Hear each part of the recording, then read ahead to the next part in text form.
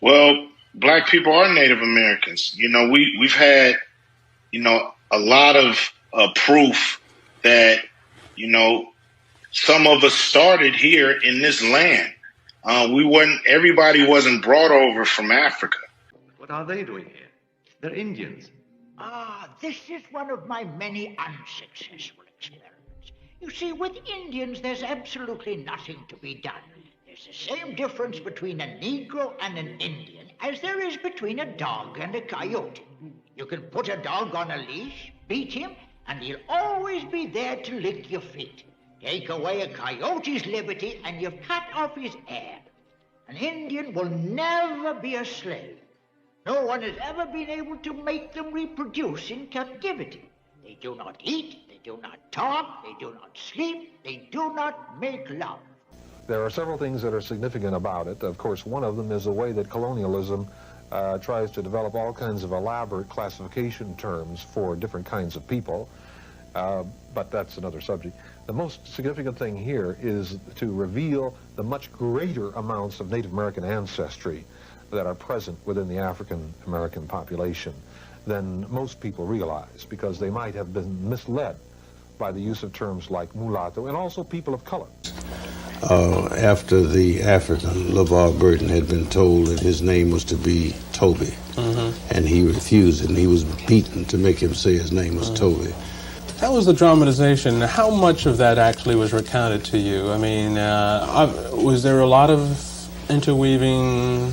A lot of it, I thought maybe you were going to ask, and maybe you are in another way, is how much of the book is fact and how much is fiction. Well, a whole lot of it's fiction. Well, a whole lot of it's fiction. Well, a whole lot of it's fiction. Now, this is just a tiny bit of information now. But they take it as huge. Right, because it's cracking open the door. There's a place in Africa you could say that I'm from. A tribe? A tribe? I am thrilled. It puts a name, a place, a location, a people. Hank really is concerned that the science isn't really there yet for you to be giving them the name of a tribe. I think for most companies, I would be concerned too. But what about your own company? We have the largest... He didn't exclude you. He included you. But we have the largest set of sequences from Africa. And so with that, we're able to provide some level of probability in terms of frequency. But he would say that even though you have the largest database, it's still small on the scope of things. As I said, I share those concerns. We don't oversell. I mean, we just say, look, we provide a service. If you're interested in exploring a tiny bit of your DNA and trace its ancestry, we can do that. When you say it's a tiny little amount, it's less than 0.1%. Less than 0.1%. Less than 0.1%. And that's pretty teeny. Yeah, but for people who know nothing about any of them, I think it's very important. You do not know a goddamn thing about Africa. I am from Detroit, Motown. So you can want Tootsie your monkey ass back to Africa if you want to.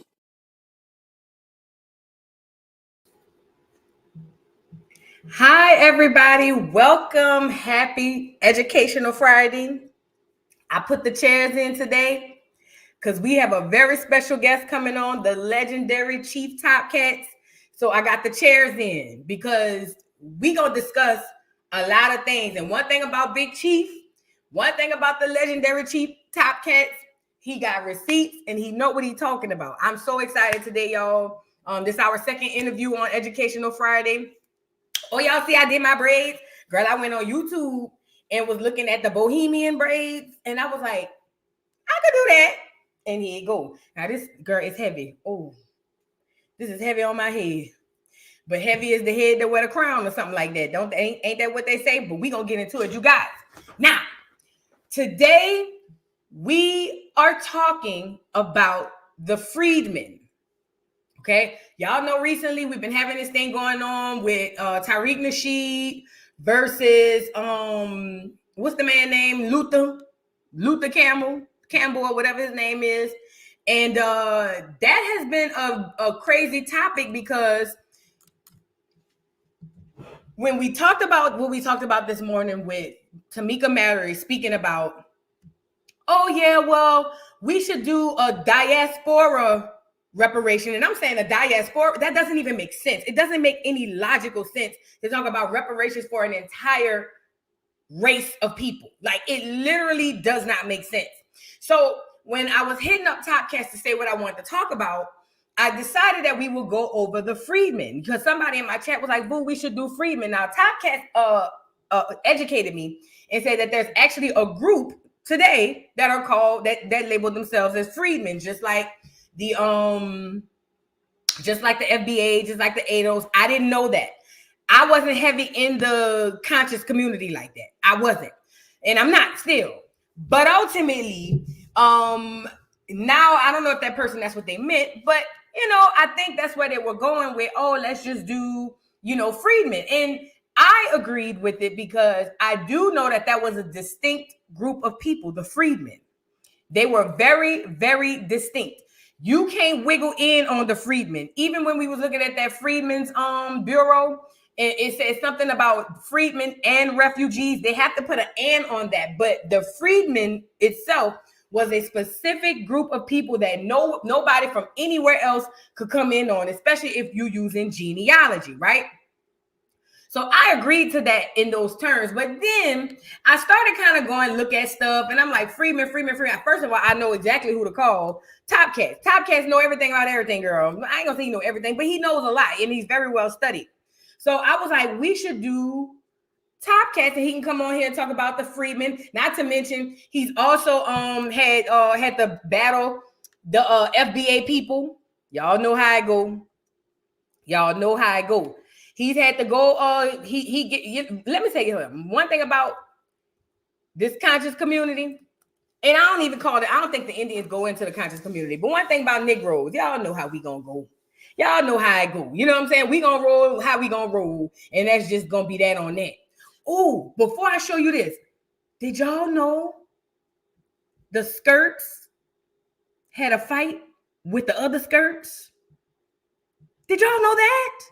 I'm on Topcatz Live, and Topcatz was sharing the live that he did a year ago, and girl, they was on there talking about how the ISUPK, the ICUIC.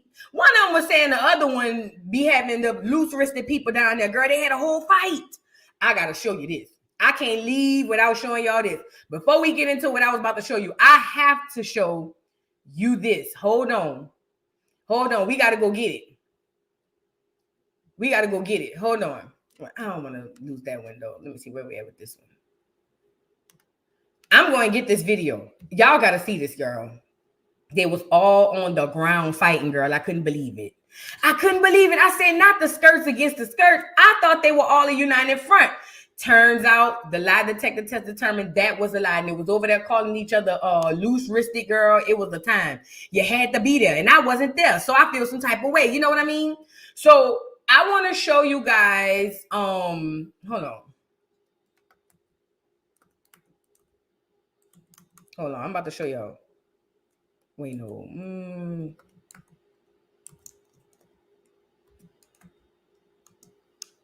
Hold on. Sorry, y'all. I didn't plan on showing this, but I was watching this before. IUCIC. Is that how they do? ICUIC? I don't know. ICUIC. ICIC. God, I don't know. Hold on.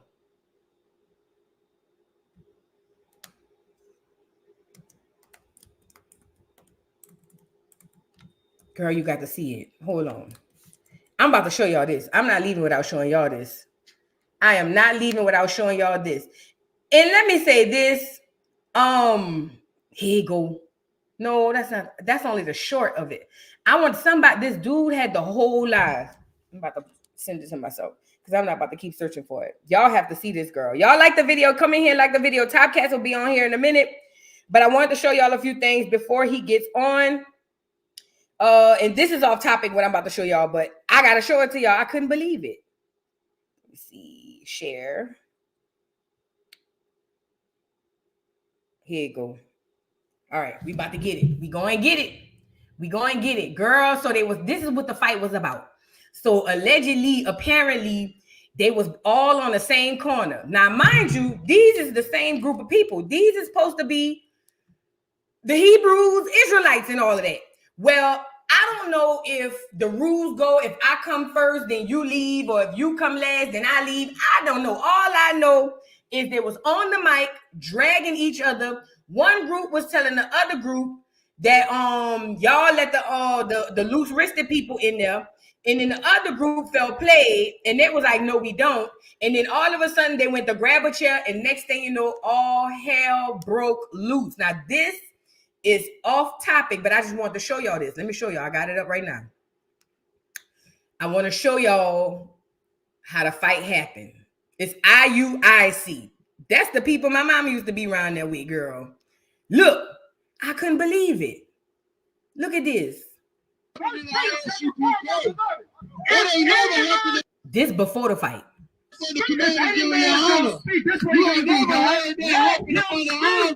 For context, the purple skirts, that's one group within itself. And then they got the ones in the black, that's another group, but they all Hebrews. Indians. We're back and forth with no order. And hardly any scriptures coming out. We're going to show them how we do it. We got 411. It ain't never happened in the SUPK. It ain't never happened for the community giving your honor. You ain't never heard that happen for the honor group to when they go to the word of God. The word of God is in the way. You can't understand nobody. All I know is they fighting, they beefing. But wait, they hadn't gotten to the fight yet. Hold on. I want to see this brother right here who was narrating the fight. He a Christian man, so he don't like none of them. So he telling us what's going on. Look. Glory in that. That's what they do. They glory in the strike and the envy. They come out and set up where we at. Some of them got on choir robes. Look, see, y'all remember the choir robes when they was marching? The rest of them, I guess, they low ranking. They just got the regular skirts, but some of them got the choir robes on.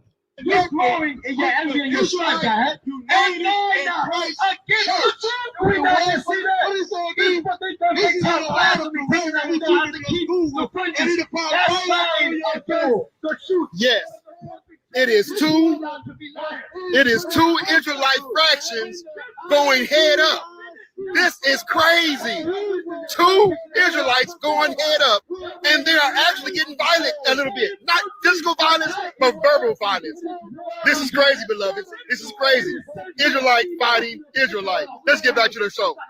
Now, I'm going to fast forward to the good part. I can't show y'all the moment the interaction happened, but I can show you the beginning of the moment. And then, hold on. By that time, remember, it's more the purple skirts than it is the black skirts. So the purple skirt's gonna win. Look. Also reported that Job Lewis, using the name Yadel Ben Israel, has been connected. He was connected with who? With the Israel, with the what? With the Israel, with the what? With the Israel united in Christ. And what you gonna say about that? Now grabbing that chair is where it all goes left. Now let me back it. Let me go forward. All of a sudden they get the fighting, girl. And look at the Hebrews. They must be practicing the purple skirts. They must be practicing combat, girl, because they went right into action on cue. Everybody knew what to do. Everybody knew where to be. I said the purple skirts must have boot camp when you go in there, because the black skirts wasn't ready. But the purple skirts, they got to have a boot camp when you come through there, because everybody knew their position. Everybody went swiftly into action. You got to see it. Now they got the men pinned down.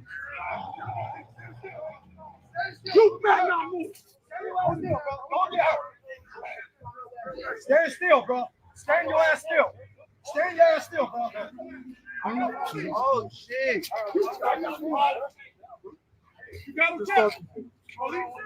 that a clear man? I forgot. They so slow. I forgot they be letting clear people in. Look at the clear man, girl. What is this?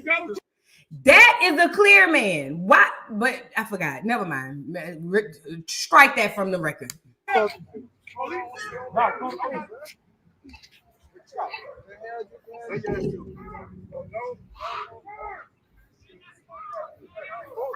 I knew that was coming. It was a time. You had to be there. I just wanted to show y'all what was going on with the skirts. Now, this was last year. This wasn't recent.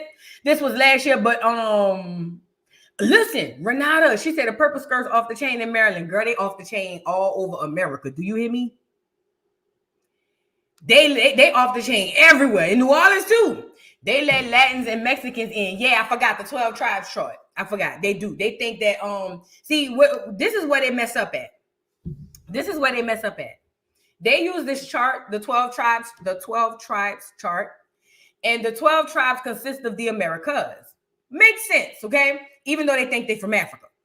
But the problem is they are taking the name and the location for face value. Like, what do I mean by that? The original Puerto Rican was a melanated people, like me. The original Puerto Rican looked like me and you. The original Mexican looked like me and you. The original, all of them people that they letting in, those are not the original people. Those are descendants of the conquistadors and the immigrants that came along with the conquistadors.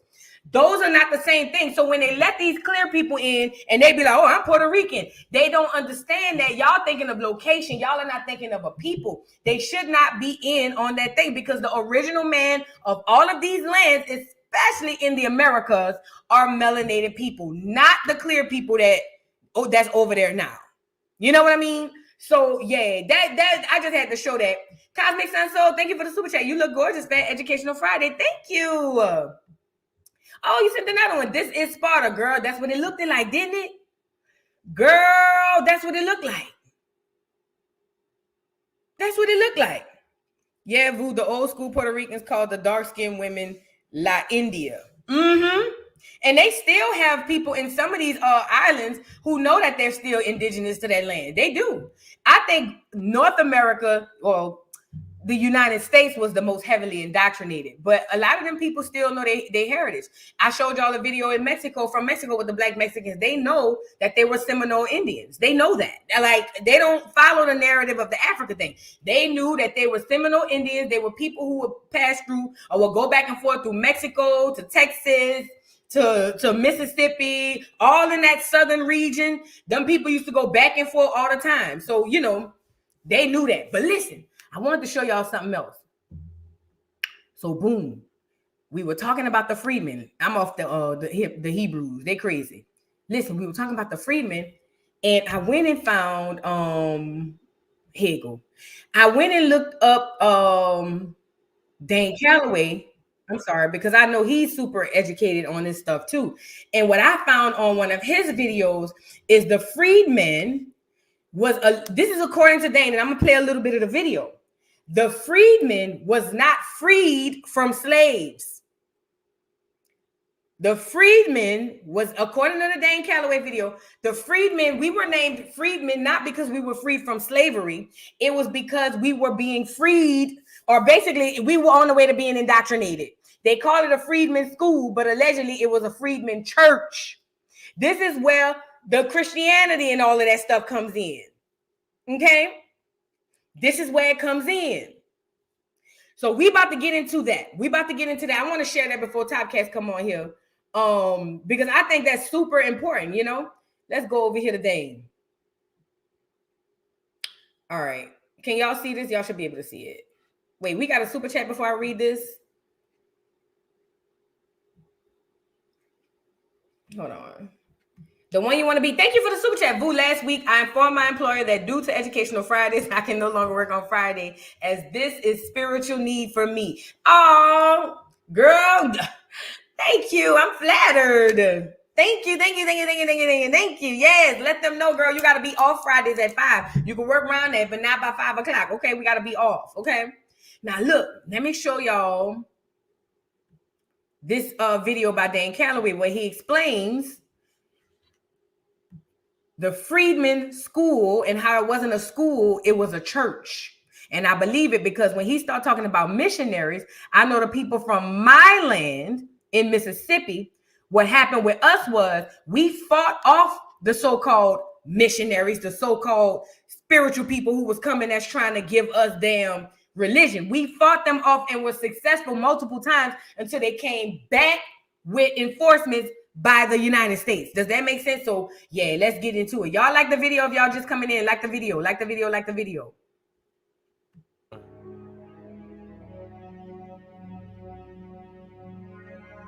Okay. This from 5 years ago, y'all.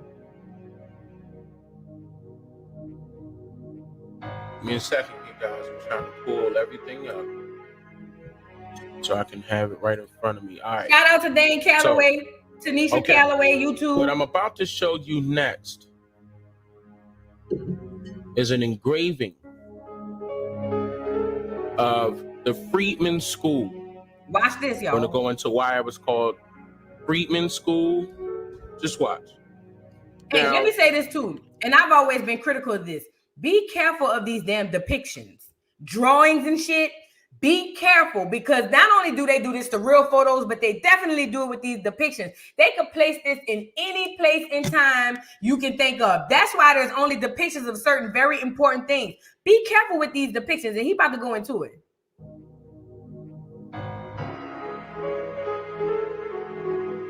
according to the North Carolina Museum of History, this is an engraving of the Freedman School. Trying to get the date. They were stating that this happened in 1866. Okay, now, the picture this said information has been updated. We're going to go into why. This engraving was done in 1868. Stay with me because I'm going to throw out some dates here. It's very important. Okay. Now, keep in mind at this time, they're going to tell you that the slavery was over with 1863. 1863, 1865, they'll say that, of course, slavery was abolished. Now, take a look at this engraving. You don't see any chains and shackles, et cetera, et cetera. You don't even really see any books in these children's hand. You just know that there are people of color right there. That is such a good question. Right? Just gonna keep it short and sweet. We're gonna go over this. That's dope, Shot. Okay. It's listed as an engraving image. Now, this is technically a replica. It's a replica of this image. Oh, military records. I need to go do that. Shout out. Okay. That is a replica of that. And this is a real image. Now look. Ladies and gentlemen. Why would they need to do a drawing of the real image? Look. The first one we saw was the drawing, the depiction. You know what a depiction is? A depiction is basically a copy. Why would they need a depiction if they have the real image? This is the real image. This is the real image. Now, it's hard to place photos, actual photos, in different, in extreme time frames. Like, you can't say this was in the 1700s, because you could look at the people, what they wearing and all that, and you could be like, nah, you can't do that. But why? Ask yourself this. Why are they making depictions, number one, if there's an actual photo? And then number two, if this is a school, like Dane just said, why they ain't got no books? Pay attention. Pay attention, you guys. Like the video. This is a real picture. According to the Library of Congress, this picture was taken 10 years before it was engraved in 1858. That's sourced directly from the Library of Congress. Now, so the actual photo is from 1858, but when they put the depiction out, they said it was 1868. So they're giving you a 10-year gap. Listen, every small thing counts with these people. This has to make you wonder, okay? Are we, really unsure of how far back photography actually existed? Because they're creating, you'll see this a lot. They're creating multiple engravings of actual images that already exist, okay? But they want to make us believe that they're paintings or whatever. They want to make these paintings more prominent, okay, than the actual photographs that do exist, okay, to make us think certain things were like much older than the 1800s per se. Okay? Now, it also should make you wonder. For those that have been following me for quite some time, this should also make you wonder. If they have photos like this, then where's the photo of Nat Turner? Okay? Now, all right, here's another one. Keep in mind, this is on Roanoke Island. This is the same location that I just showed you on that particular map that was done in 1950. I mean, correction, 1590. This is where this Freedman School is located, on Roanoke Island. These are the people that lived on Roanoke Island. Okay? Now, take a look. Look at the people. What would you assume these people are? Now, some of you will say that they're African because they're people of color. Okay? But wouldn't this say African school? Right. And not Freedman? Right. It would. They with me. Wouldn't there be some mentions of African somewhere in the description of this particular photo, or even the engraving for that matter that was located on that website? Okay, directly from the North Carolina Museum of History, whatever it was called. I don't have it pulled up again.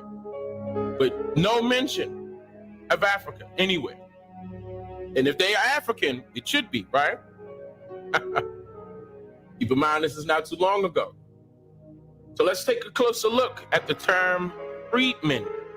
I mentioned this before in a lot of my documentaries, a lot of them. And I'm not too sure if you guys caught on to what I was trying to mention here. I'm trying to tell you exactly why they call these particular people, our ancestors, freedmen.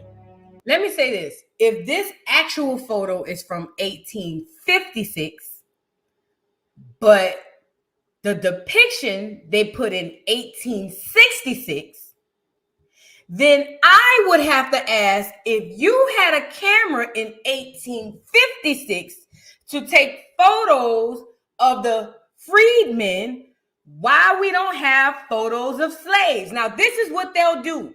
They'll show you a black person in the field and say that was a slave. No. Show me an actual photo of what you showed me on Roots. See, somebody asked in the chat a little earlier, when did they invent the camera? Girl, let me tell you something. Just like Wi-Fi, internet, cars and all that stuff, I believe all of this stuff has always been here, long before we can even fathom. I think once the people, the powers that be, took over, this is what I believe. I don't know this to be fact. I'm just telling y'all. Because even when you think about the story of the Egyptians, they'll tell you the Egyptians had automatic doors, marble heating floors. How the hell did the Egyptians know how to have heated floors in BC and AD era? Think about it. Think about it.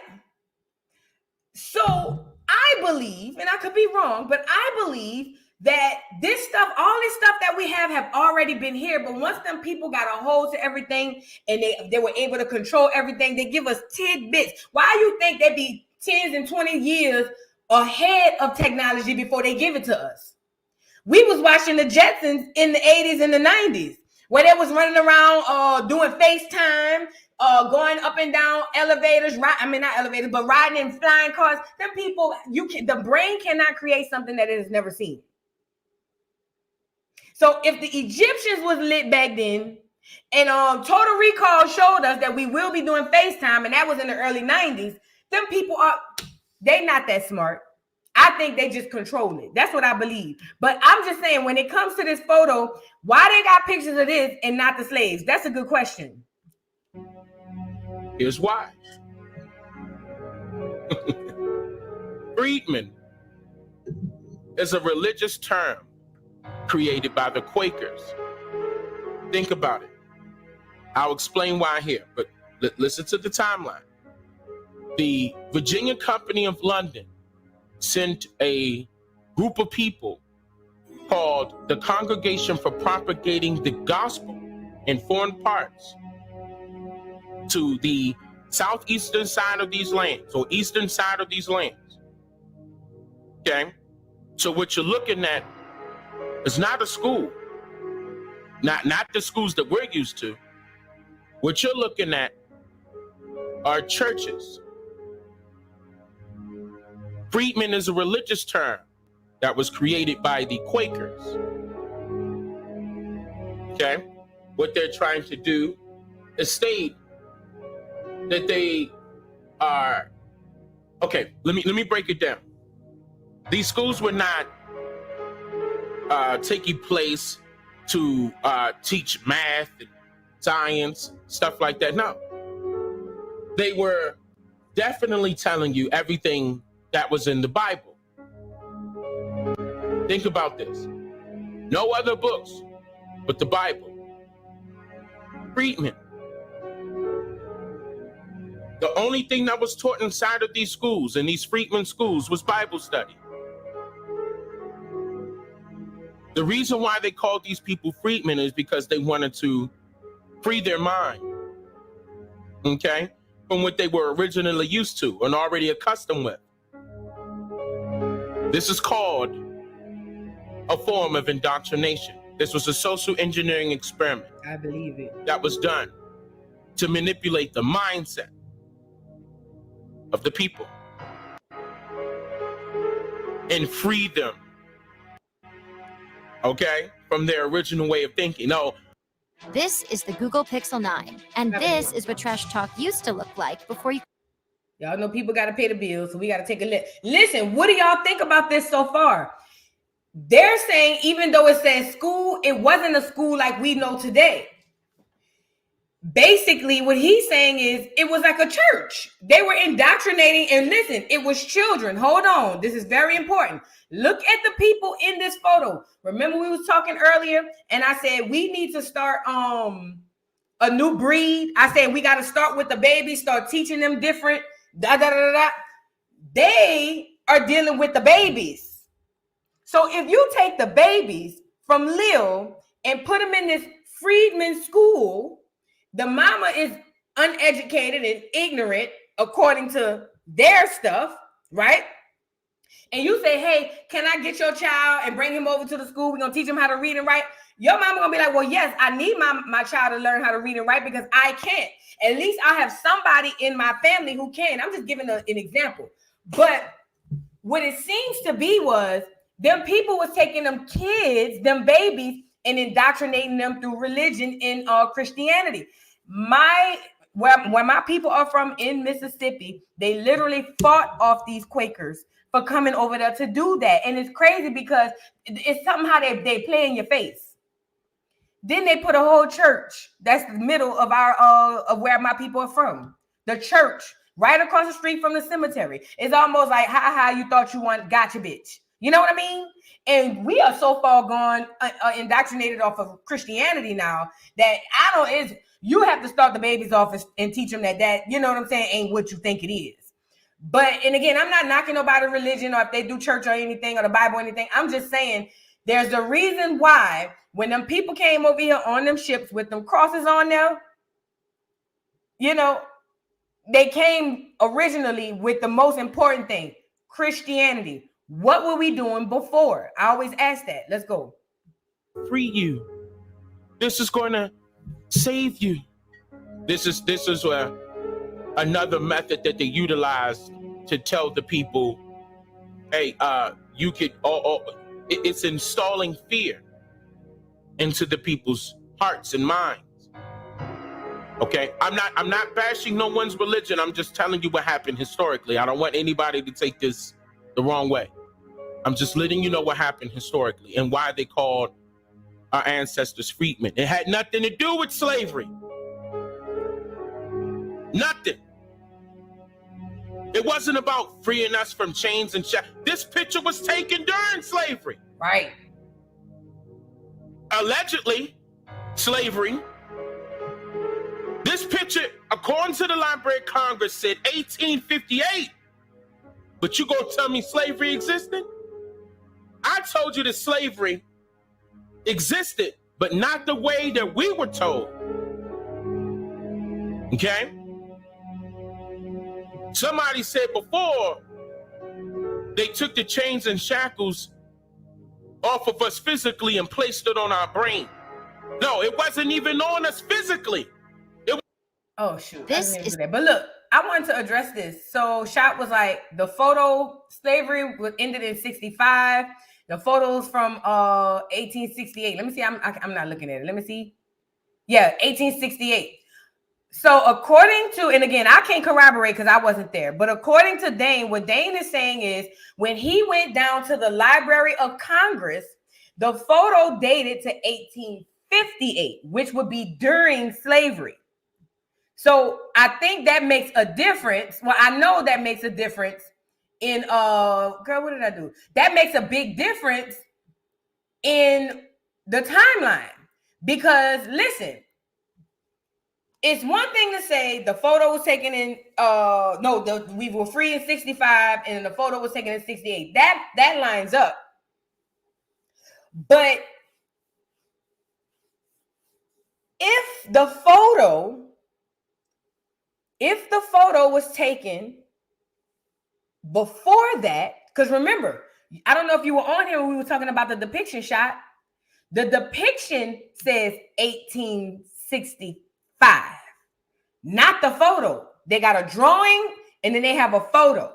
The drawing says 1865. The photo says 55, or 10 years before that. So and listen, you got to be careful with these websites. Google is not a good source. I'm just telling you. That's why even when I go from Google, I'll be like, we got to be able to decode this and read through the bull. And Topcatz, I'm going to get him on here to ask him what he think about it. Google is not a good source. He went down to the actual library, according to Topcatz, allegedly. He went to the actual library, and the photo is dated 10 years prior to the depiction. And then furthermore, why would you need to create a depiction if you have the photo? What you need a depiction for? What do you need a depiction for if you have an actual photo? Like, why do you need to draw something that's already there? But he's saying that the photo was happened before the depiction. You know what I'm saying? And then boom, boom, boom. So that's what he's saying. All right, let's get back into it. Like the video, guys. Like the video. Like the video. What? They not changing the law. You see police officers killing innocent people daily. Did they raise a finger to change the law? No. They're not supposed to. Why? Because it's already in law to kill us all. I said this before. That's a fact. And you can see that today. Democratic Party, what they had outside, what kind of van they had outside of the Democratic National Convention. What did they have out there? An unaliving clinic and a sterilization clinic. Remember in the trailer? Margaret Singer, eugenics. Planned Parenthood. Walter Plecker, eugenics. Back to Africa. You see what I'm saying? So when he said their plan was to get us out of here, absolutely. And I've talked about this on this channel before. When them people first came over here, they thought they could just unalive us and get us up out of here, but it was too many.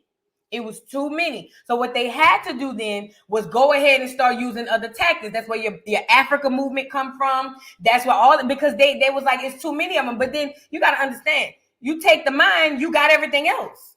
You don't need to kill them off. Just take their brains.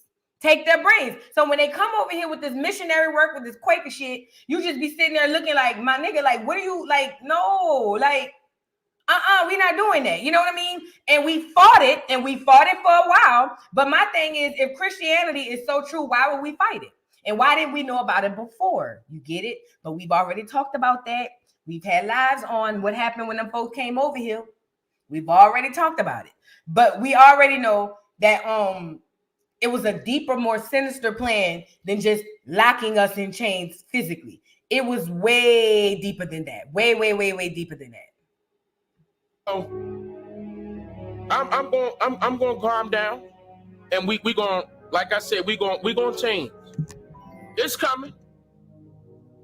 Whether people don't like it or not, I don't care if you share the same hue of complexion with me or not. I don't care if you don't like it. I don't care if you shaking your head and, oh, I disagree. I don't care. Let me say this, bro. Like, when you say that, I feel that in my soul. You know why I shot? I watched that Bible tear my people down.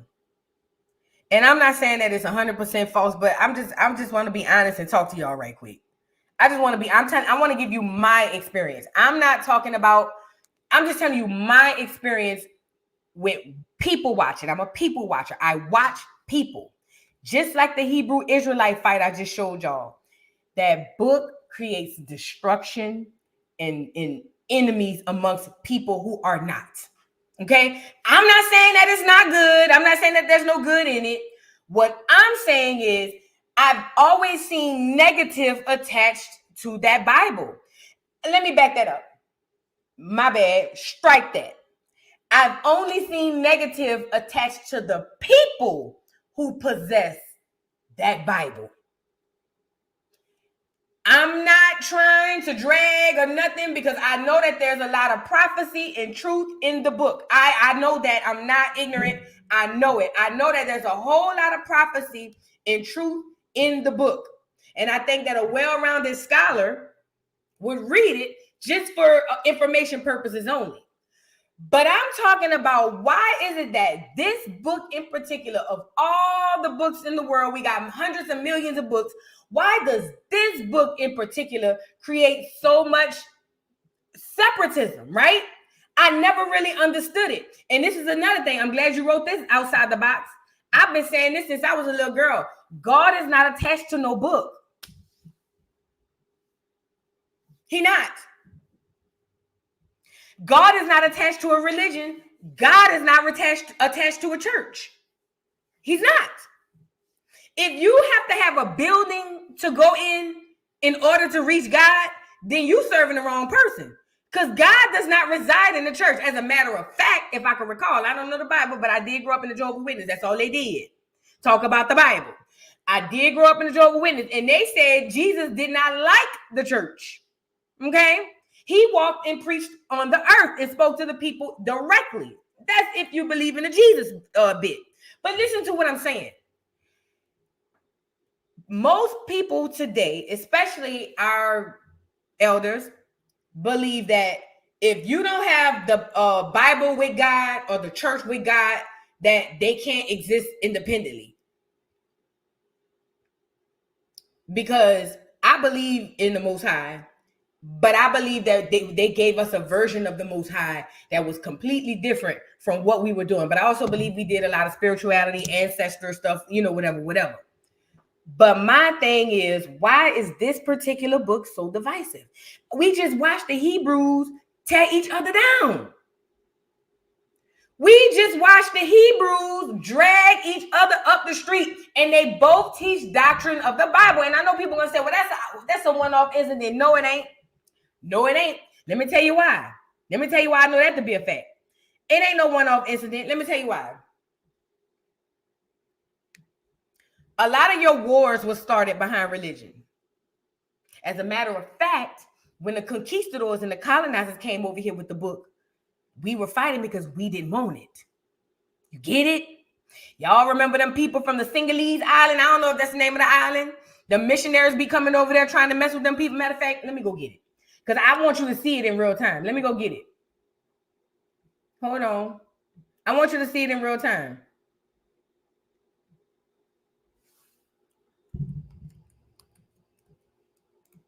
What's the name of that island, y'all? Put it in the chat. Is it what's the name of that island? Oh. I'm gonna put in Forbidden Island. Y'all gonna tell me in the it's off the coast of India. Yes. Forbidden, maybe I can find it. Island. India? Somebody know what the name of it is. Let me see. Simones. Is that what it is? Singalese. I thought it was the Singalese. Y'all putting Simones, Singalese, Sentinels. No, hold on. It's the Sentinel Island. No, it's the Sentinel Island. Hold on. I'm about to show y'all something. I think it's the Sentinel Island. I think that's it. This gotta be him. Yeah. This him. Hold on. We about to get into it. He was coming over there thinking he gonna give the rich kid, thinking he gonna give these people God, and them people got him up out of there. Look, we about to go to it right now. This the clear man right here. He wanted to go. He just had to be there. And them people got him up out of there. Look. Who loved the outdoors. John Allen Chow often documented his adventures on Instagram, but these photos would be his last. Authorities say the 26-year-old was killed. He was trying to meet an endangered tribe that's been isolated for centuries. That's melanated people there too. This is North Sentinel Island, one of the most mysterious places on Earth. It's been home to the most isolated tribe in the world for the last 60,000 years. You see that? Look at North that. Sentinel is one of the Andaman Islands belonging to India, and visiting is strictly forbidden. However, in 2018, an American man illegally hired a local fisherman to take him there.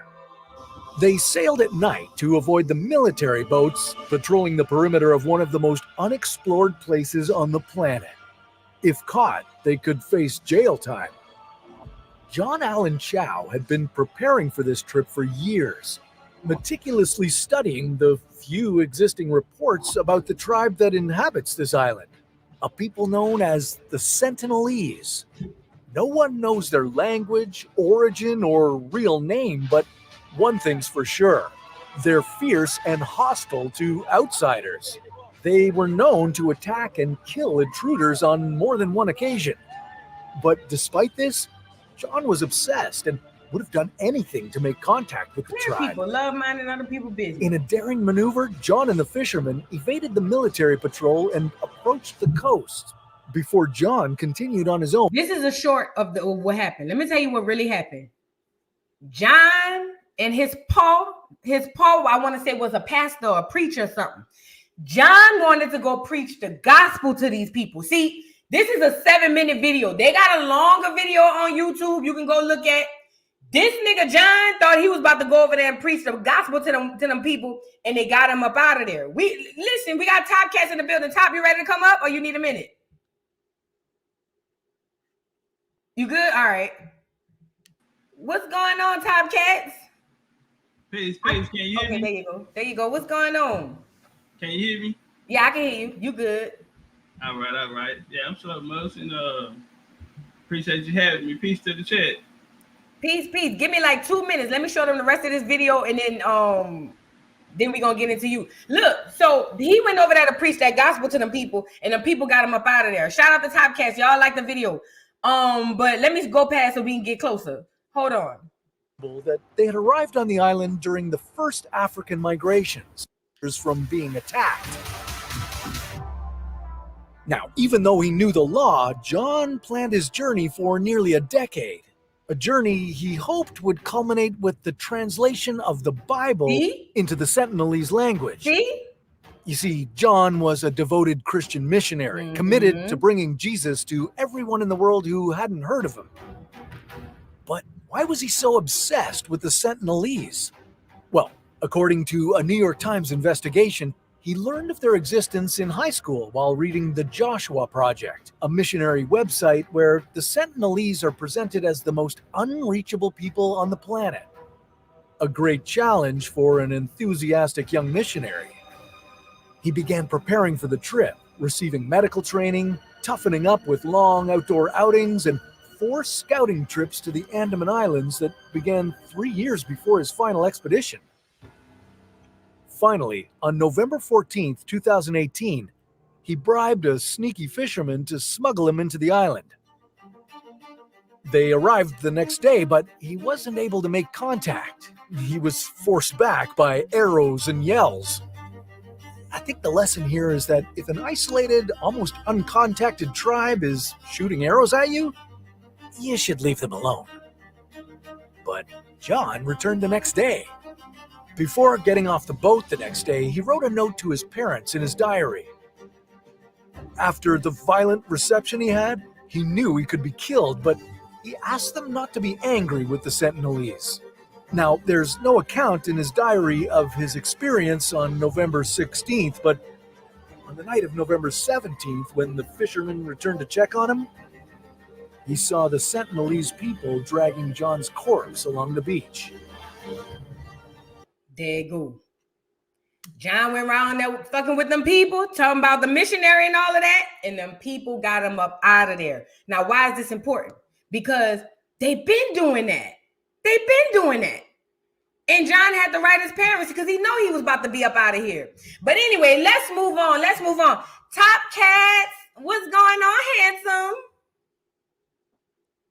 Hey, what's up with it, Voodoo? Nothing much. I can't call it. I'm just in here chilling. We over here waiting on you. We wanted to talk about the Freedman, but before we get into that, I want you to introduce yourself. Tell the people about who you are, what you do. This a Texas nigga right here. Yeah. There's a Texas nigga right here. Them niggas is different, okay? Something about them, cowboy niggas, you know what I'm saying? Right. Saddle horse niggas, Right on. But let the people know who you are, what you do, and how we get to come about this Topcatz, the legendary Big Cheif Topcatz. How we come across this? Well, like you say, I'm from Texas. I'm American Indian historian. Me, I guess you call me a world historian or whatever, but my main focus is right here on the Americas, and I brought the culture in, importance of us connecting back with our family. I'm an author. I have 2 books. I also have 2 children's books as well, and I've been doing this here. This is my 4th year, so I'm still a baby, But yeah, my message, most important part of my message is for everyone to understand that we all have a story and that we all come from somewhere. And since we do, we need to find ourselves in the story of this history. And, that's what I aim to do. But me, myself, I'm a coincided Indian. On my mama's side, we was always raised with Cherokee. We have family in Texas since 1836. We came after the Indian Removal Act from Alabama, and we got the oldest reservation in Texas, 1855. Matter of fact, my family, Chief Mingo, actually assisted in picking the location. And so I come from the chieftain line of the society. We still have our land down there, and like I said, on my mom's side, I have Cherokee. That's what's up. I didn't know you were by way of Alabama. I know you big Texas, but I didn't know it was by way of Alabama. That's dope. Yeah, Alabama. I got Louisiana roots, Yeah, I know it. Yeah, I'm from Texas, so we all got Louisiana roots, Yeah, that's what's up. So Big Cheif Topcatz in the building. So today we were getting into the Freedman thing. I was telling them that we were talking about it on the channel earlier. We were speaking about, oh, my bad. Before I get into that, your books. Promote your books. Okay. I actually want to, got a P.O. box or something. I want to send you some. So I have 2 children's books. This is my first book, The Making of African American, the Cherokee Princess of Turtle Island. And on the back, I have my grandma right here. Oh, that's dope. Side of reservation, that's why I do it for purpose. And then for younger, smaller children, I'm Not Black, I'm Indian. This is the children's book. This will be for the younger one. This right here, probably my best seller, American Bloodlines of the Garden Civilization. They go into a lot of deep history right there. And I call this the Indian Bible. I'm Not Black, I'm Indian, the Miseducation of Black Americans. And you can get it on BigCheifUniversity.com or Amazon. And boo, send me something, send me a P.O. box or something, and I can make sure I can get that to you. Hell yeah, I need that. Submerged too, you know what I'm saying? Yes, Big Cheif University. Tell them about that. Tell them about Big Cheif University. Oh, Big Cheif University is something, we came up with in 2021. And we started off as a genealogy group. People, looking for their family, and we became a family. And a lot of us took the journey together. We've been traveling the world. We've been to mounds, pyramids, I mean, everything you can think of. So we've done over 15 group trips, and me, myself, I'm on my 29th solo tour. Just going around and documenting a lot of the history and telling the story from an Indian perspective or from our perspective. Gotcha. Do me a favor, put your whatever website it is for your books. If you could put that in the back chat or put it in the chat and I can pin it, just something so people can know where to go pick up your stuff from. Okay. It's simple. BigChiefUniversity.com. All right, one of my mods, can y'all catch that? BigChiefUniversity.com. Pin that, put that in the chat so I can pin it, and we'll be able to go check out the books and the merch and everything. All right, so now that we gotten that out of the way, let's get into the Freedman thing. So what I was telling the people on the live was FBA is battling with Tariq Nasheed, obviously, with Luke, with the foreigners. You know about it. You kind of talked about it a bit on your channel. And what's happening is you got a lot of people that are trying to step in on the reparations movement that the FBA movement has. And with that, it's causing a lot of strife because FBA is saying, listen, we our own thing. We only dealing with us. And then these other immigrants are coming and saying, but we all the same. So with that being said, I was talking about how words matter. And like, if you say African-American, that includes anybody from Africa residing in America, FBA. I was going down the terms and somebody said Freedman. Now I agreed because I thought that Freedman was more distinctive than any type of Black American. But you were telling me that there's a group of Freedmen. Can we talk about that a little bit before we get into the build? Yeah, the Freedmen, the group. You mean the historical or the people today? The group, before we get into the historical piece, because I didn't know anything about them. Sorry. So it all kind of built off of ADOS. And after the Biden administration was coming in, ADOS, if a lot of people remember, if they were there, they remember that HR 40 was on the table. So this whole reparation push, they got behind it. And once it didn't go through, a lot of people broke out and they started wanting to find different names for it. So you had ADOS 2.0, these type of things. And I can speak about it because I actually was there voting. You know, I had a vote on the name or whatever. But in 2022, they came out with the Freedmen. And that was a lot of people, like I said, that was coming out of the ADOS movement. At that time, you had FBAs, but FBA wasn't, you know what I'm saying, what it is today. So once a lot of them heard my message, you know, they got into their genealogy and they kind of fell on the Indian side. So if you look at any of them, their foundational points was from America because HR 40 was designed for Africans. You know what I mean? So in the 80s, in the 1980s, a lot of people, you had these Black farmers and they were looking for a claim because a lot of land was stolen here from the 1860s on up. And in 1989, they came out with HR 40 to study reparations and what it would look like. But it had never had anything to do with coming off a boat. It actually had something to do with the land that was taken from under our feet. So for 40 years, they went on. Then we had this group called the Freedmen, who were Camilla, shout out to Camilla, you know, me and Camilla bumped heads a lot, but she ended up being the president over the committee of AB 3121 in California for the reparations. So the Freedmen took a lot of the foundations that we spoke about and they came.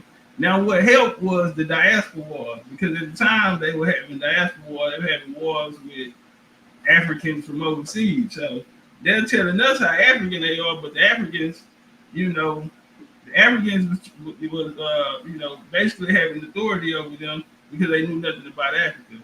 And I kind of took advantage of the situation because I understood that the Africans weren't gonna let them in, and I wasn't letting them in America. So, yeah, what's your tribe? Who your family? And their claim for as a reparation claim in ADOS, well, that's a legal matter. So if you're saying you're American descendant of slaves, because at first they were saying they were African descendants of slaves. But when I asked them who was the African, what plantation did you come out of, nobody knew anything about their family. So they were using terminology like lineage, but nobody had no recollection of their lineage. So if you're going to have a claim and go in there, you're going to need some evidence. And so now when you look at the reparation movement, you hear everybody speaking, they're talking about genealogy. They're not going to say my name at the time. You know, that was probably like my first year. You know, I probably hadn't even been here like a whole year. So, you know, a lot of them had larger platforms. But AB 31 did go through, and it was lineage based and not race, meaning everyone black can't get it. You have to prove what actually happened to your family. So that's something that they adopted from us, the Indian side. Also, they adopted the culture and the history of the Americas. And that was as they were having the wars with the African wars or whatever. And so the Freedmen, they took the political route and basically tried to be like the Black Caucus back in the Civil Rights era. You feel me? So a lot of you know, I don't have nothing bad to say about you know, that was the past, but yeah, they did start a movement, but their foundation was based off of the message that came from me. Gotcha. And that ain't me too my horn or none of that. No. From their side, who actually, you know, said that. Man, look, when it's true, when it's facts, it's facts. A person could look at it and be like, oh, you feel like you didn't, man, facts is facts. So you ain't got to sit up there and be like, I ain't trying to toot my own. If it is what it is, it just is what it is. And that's it was just good faith, you know, the game that I gave them, you know, I wanted to help them, you feel me? So, yeah. Gotcha. So let's get into the Freedmen. Let's get into that. Do you want to share your screen now, or you want to do a little talking and then share your screen? How you want to do it? We can talk first. Okay. So coming into the Freedmen, this whole Freedmen is going to start at the Civil War period. This is legislation that's going to come after the, because, okay, so I had to take us back to the establishment of the United States, starting with 13 colonies. So we're in America. The people in America were identified as Indians. A lot of people say Indian go back to the 1500s, but actually Indian is a Middle English word, so it goes back way further than that. That's another topic. So as the U.S. formed, a lot of people think it's European or foreign influence, but it's actually a confederate of Indians coming from upstate New York, Canada regions, and their government systems are gonna go to war with the government systems in Canada and the Great Lakes, move to Virginia, and then in the 1800s, we'll see what's called U.S. expansion. They'll expand down into the South, starting Georgia, Alabama, Georgia, and Florida. And I mean, I got a PowerPoint that I can pull up, and maybe we can walk through and we can see a few things. Yeah. All right. So let me see how to do this. Y'all like the video? Y'all get up in here and like the video. We got some knowledge about the drop. Y'all get up because I'm learning. I'm a student. I'm learning. All right, I see you added to the stage. Got you. That's easy. Okay. Like the video. Right here, we're gonna start with the U.S. Constitution. Before the U.S. Constitution, the governmental body in the 13 colonies was the Continental Congress, which also was produced by American Indians, quiet as kept. Now, your independence, all of this here is gonna come from the United States. Now, what's gonna take place is you had, like I say, people from up north wanting to come down into the southern regions and basically implement their systems down there because of the resources that were there. At that time, it was deer skins during this time. So right here, Native American roots of the U.S. Constitution. So they tell you that the American Indians actually had say-so in it. And we can go right here to H. Con. Res. 331, which is a concurrent resolution to acknowledge the contributions of the Iroquois Confederacy and the development of the United States Constitution. So American Indians actually, the U.S. Constitution is modeled after American Indians Constitution, or their governmental system that was here, called the Great Law of Peace. And you can find that in H. Con. Res. 331, where they get an acknowledgement. Now, what happened after, you had something called the Civilization Plan by George Washington. Well, now you had these 13 colonies, they're united. Now they want to do business down in the South, which was the richest. Southeast area, they were the most powerful militaries, and they also had a lot of resources. Plus, and there was a treaty called the Treaty of Hopewell in the 1780s where the Cherokee, the Choctaw, and the Creeks came under the, assisted the U.S., the newly formed U.S. Mm-hmm. So these, what we call 5 civilized tribes, are going to be birthed out of this, what is called the civilization plan after the Revolutionary War. Now, what it was these people are going to basically create governmental bodies alongside the U.S. and these nations that encompass this certain geographic or these areas, in order for them to get benefits or have any claim to any in their land, then they would have to fall under one of these 5 civilized tribe governments or bodies, right? So that was the purpose of what's called the civilization plan. Now, as they expanded, they came down into Georgia and Florida, and we'll have what is called the Creek Civil Wars. So the Creek Civil Wars are known as the Red Stick Wars. Well, after that war, you'll have a series of wars take place. You'll have Fort Mims, where the Indians win. Then you'll back door and have the Battle of Horseshoe Bend, and then you'll have the Battle of Fort Jackson. And that's 1815. After 1815, most of these people that flee out of the area of Georgia went into Florida.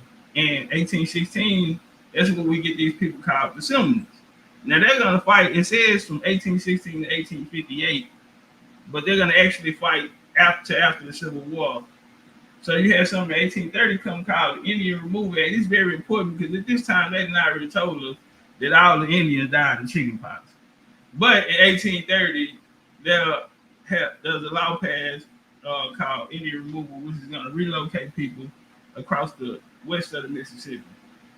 So here's a map of the territories in 1860. Now, right here in the lower, right here, the dark orange, you'll see these are what they call slave states. Now, after the Civil War comes, like I said, this is when the freedmen is going to come about. At the time of the Civil War, people that was not, so 1817, for example, these places would start coming into statehood as we know them today.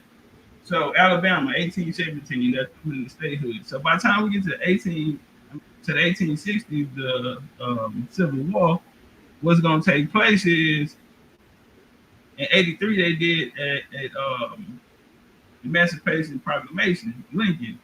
Mm-hmm. So it's going to start in the Sea Islands in the Low Country. Side Charleston inside the Low Country, South Carolina, just came from down there. It's going to start with what's called the Battle of Port Royal. And this is going to be the system of the North coming down. I heard you speaking about the Quakers, Brother Dane speaking about the Quakers in terms of the freedmen, which is going to be very important because the school, after they set it up, after they take over Port Royal, it's called the Port Royal Experiment, and they'll create a school called the Penn School, named after William Penn, who was a Protestant in 1680, got a charter from King Charles the Black King to run a royal experiment, a holy experiment, in Pennsylvania. Now what's going to happen is they're going to go down to the Sea Islands. They're going to use this form of religion and education down in the Sea Islands, and this will be the blueprint for their takeover in the South. So it'll start here in the Sea Islands. As it moves from there, at this time, like I said, in the 13 colonies, if you're not a part of the 13 colonies, which are the U.S. right now, then they have no legal jurisdiction over you, and so they don't have a title for you in it. So that's when we get refugee. When we hear the term refugees, another term that was popular back then was called contraband. So these contraband camps. Now these would be the Indians that are around them. And like I said, a lot of this started from Indian wars, and when we hear the terms of slavery, as we go through them, Battle of Horseshoe Bend, Battle of Fort Jackson that I was speaking about, 1815. This is now the captures. The people who are captured in this here will be enslaved. So it's going to be very important, but we're going to get there. Now, that will also open up cotton is king. before then, disassociation of slaves and picking cotton, that didn't happen until after they made it down into the South, where the cotton was actually developing. So they built contraband camps. They had contraband camps. Now that was 400,000 to 500,000 enslaved men, women, and children, and Union occupied portions of the Confederate. And they fled their owners. Now you're saying you got 500,000 people fled here.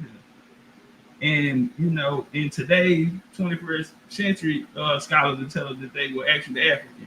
But we gonna prove that wrong. And this is the people who are basically being invaded by those coming out of the 13 colonies, and you know, U.S. expansion into the southeast. So you had something called the Moist to Sea Ebenezer Creek on the way down to Atlanta, and they massacred a lot of these refugees of what you call contraband. And this happened December 9, 1864. Now, this is the reason you get Special Field Order number 15, what a lot of people speak about 40 acres in the mule. Well, this is where the conversation is actually going to come from. So it wasn't something because they felt like needed to be done. Well, they massacred a lot of people, and there was a lot of political tension around it. So they went to Savannah, sitting with 20 pastors, and the outcome was General Order number 15, and they promised 40 acres of abandoned land in the Sea Islands. Well, their senator guy down there named Tunis Campbell and the teachers and the people that actually came are not going to be from the areas of the Sea Island of the land that was confiscated. They will actually come down from Philadelphia, Jersey, these northern states again that the Quakers are coming from, that the abolition and also the Black church, because we can't forget them because they play maybe the most significant role in this. So this is how we're going to get General Order the 40 acres in the mule. Now, instead of 40 acres in the mule, they came back and said, when Johnson came, instead of 40 acres in the mule, they said, we're going to create a Freedman Bureau. Mm-hmm. You know, and the Freedman Bureau, it was named after O.O. Howard, who also was a Quaker, which is HBCU named after her now. And I'm going to explain why in this video, how that happened, because the education and the religion was the most important tools of it. So they're going to come with the Freedman Bureau. Now, they also came with the Freedmen's Bank. Mm-hmm. Now, once they came down there, after the proclamation, you had what's called labor conventions. Before they would have the Negro convention, the first in 1830, and Mother Belton in Philadelphia, the first AMB church. I actually been there. I got a video of me there as well. So it's the Negro convention started there. Through the church, through masonry and all this, and this is how they were able to keep these pipelines and this communication through different states. Well, the Freedmen's Bank, they said, we're not going to pay you right now. We'll put your money in the bank, and once you get enough savings, you know, after a while, you know, interest on the money, you can have your plots of land, and you can, you know what I mean, go on to be successful. Well, after a series of bank robberies and, you know, they basically robbed them of all their wealth, because it wasn't just poor people or cheap labor there. These were actually were entrepreneurs and successful people put their money in there. So they ended up robbing them. Another thing they created was Freedman villages. And you know what I thought this here was symbolized? So I put a PowerPoint together last night, because when we speak about one of the largest Freedman villages, it was in George Washington, old man, the first president, I apologize, first U.S. president. Now, why is this important? Because the land he lived on became a Freedman village. A lot of people don't know Washington looked like us. Washington still have family today. Next time, boo, bring me over here with the Acorn. We're going to talk about these Black founding fathers, presidents, and characters in the story, in which how they were whitewashed. So Washington, it was a famous Civil War leader, Confederate named. Well, Robert E. Lee, his family and the Washington family were very close. Washington had relations with his grandmother. His dad, Henry Washington, appointed him to, when the United States got their army, where he appointed Henry.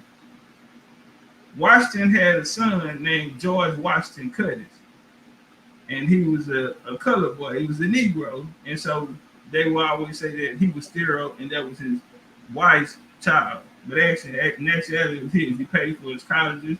We have him in the will, leaving him the land. Well, that land that he left him, George Washington Cuttis had a daughter. His daughter is going to marry Robert E. Lee, so they're keeping it in the family. That land that was given to them by George Washington would become one of the largest freedmen villages there. And so that's why I say this is unique, and that's why I put this up. So these freedmen villages, at this time, you know, they were contraband. They're not even considered freedmen yet. And in 62, after the emancipation, you know what I mean, and down here they drove military authorities looked to create a new camp for contrabands outside the city. So they had what's called freedmen settlements, known as black settlements, freedom colonies, freedom towns, historically significant communities founded across the South, including Texas, from 1865 to 1930. Now, after the Freedmen Bank robbed them, like I said, it started with these Negro conventions.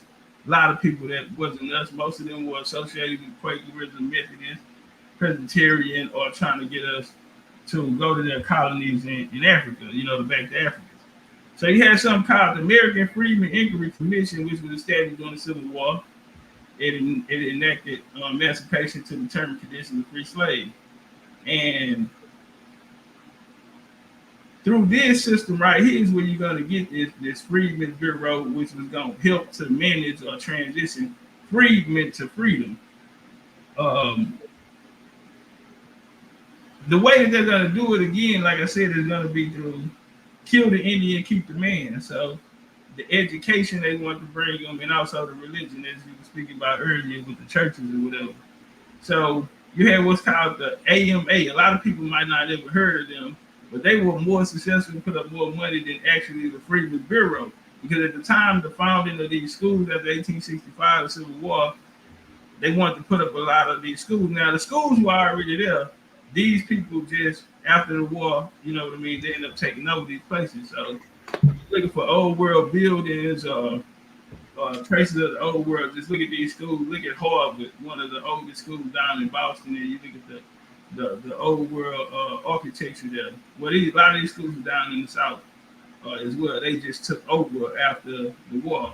We had the AMA, which was the American Missionary Association, and they brought in colleges like Fisk University, Hampton Institution, Tougaloo, Dillard, Talladega, Howard, you feel me?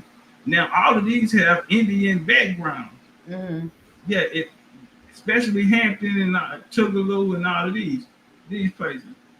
So right here, you see them. Today, the schools that were funded by the AMA are known as HBCUs, Historical Black Colleges. So like I said, we go through Fisk and through Baptist Negro movements, you know, this is how they kept it together. Then we had our great migrations as well, you know, coming 1916 and the 70s. Right. And the AME church actually helped. Now I'm gonna get down here to the good part. Now, they passed the Civil Rights Bill of 86. And 86, this is when they first offered Indians citizenship into the U.S. And you can say you can come, well, 1830 at the Indian Move Act, those that leave, they offered them citizenship. And now, after the war, and they down in the South, now they're offering citizenship through 1866. Except if you was an Indian country, citizenship intended purpose was to dissolve the native political sovereignty. So if you take the U.S. citizenship, then you lose your indigenous sovereignty, because now you're under that jurisdiction. And it made lands available for sale to white settlers.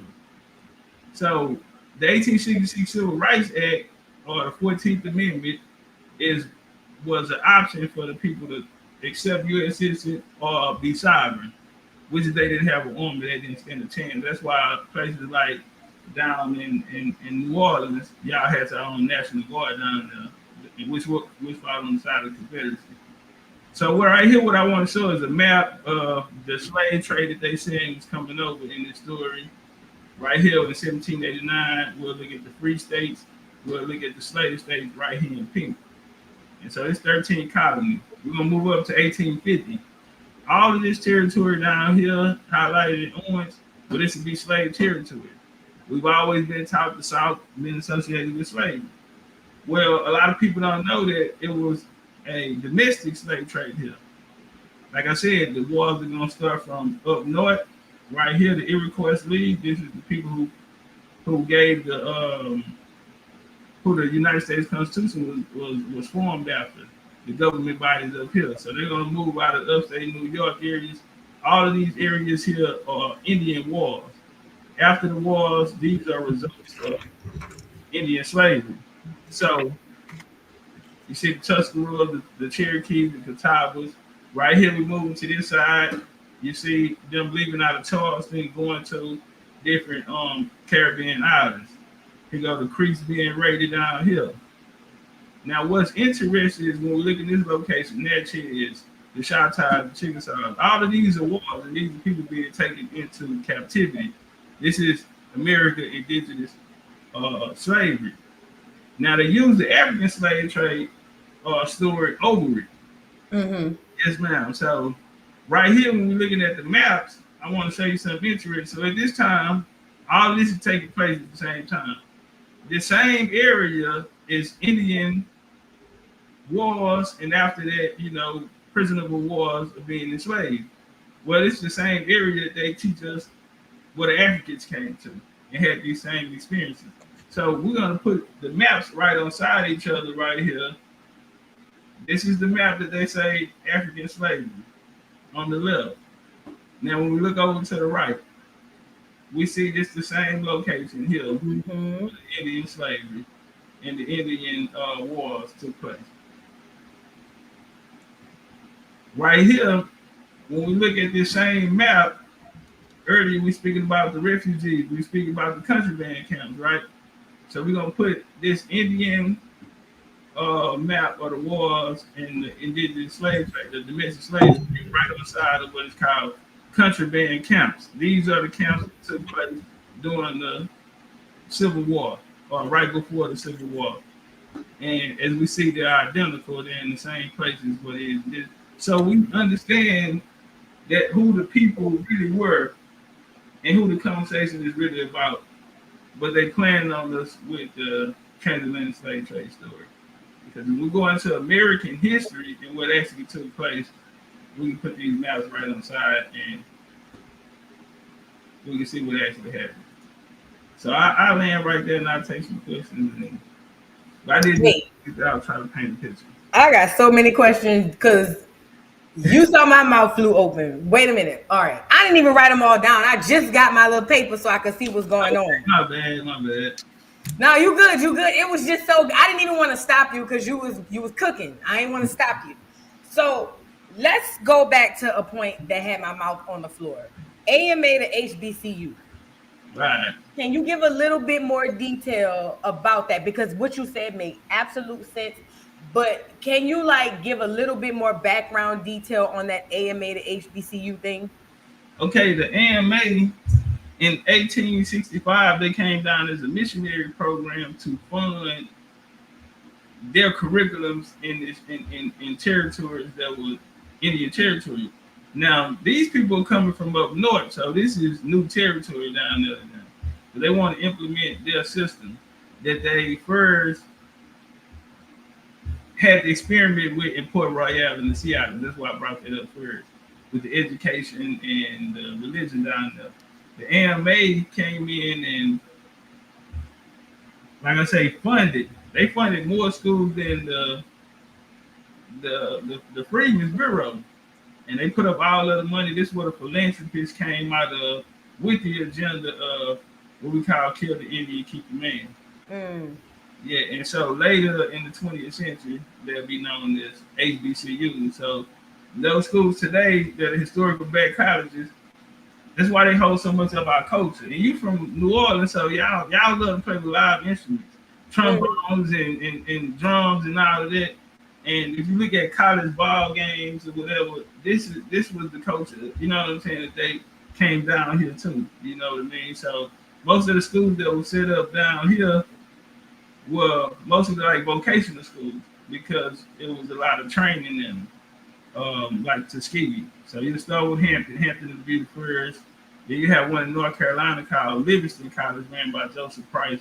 He passed at an early age, and so they came and found Booker T. Washington, and they got Tuskegee down in the South. And these became vocational schools where they actually taught the culture, you know what I mean, our culture, which was a different culture than other parts of America, because I think one of the things we'll look at America today is 50 states, but back then they were different countries. And so that's why there was a lot of differences with the accent or with way of life. And so after the war, that's what actually brought a lot of that together. Them creating those schools down there for them to actually get the education and of the culture and the ways of the workings of commerce, because we were doing international commerce. You coming out of New Orleans, y'all have a big port down there. New Orleans being the port city, so you have a lot there. So yeah, that's how I can explain for the AMA. And they had help with the black church, which would be, and when I say black church, all of them started out black, but we'll go with the AME church, the Methodists. Yeah, so they ran with the Methodists. The Methodists also had a big part in the schools that became HBCU. AME church.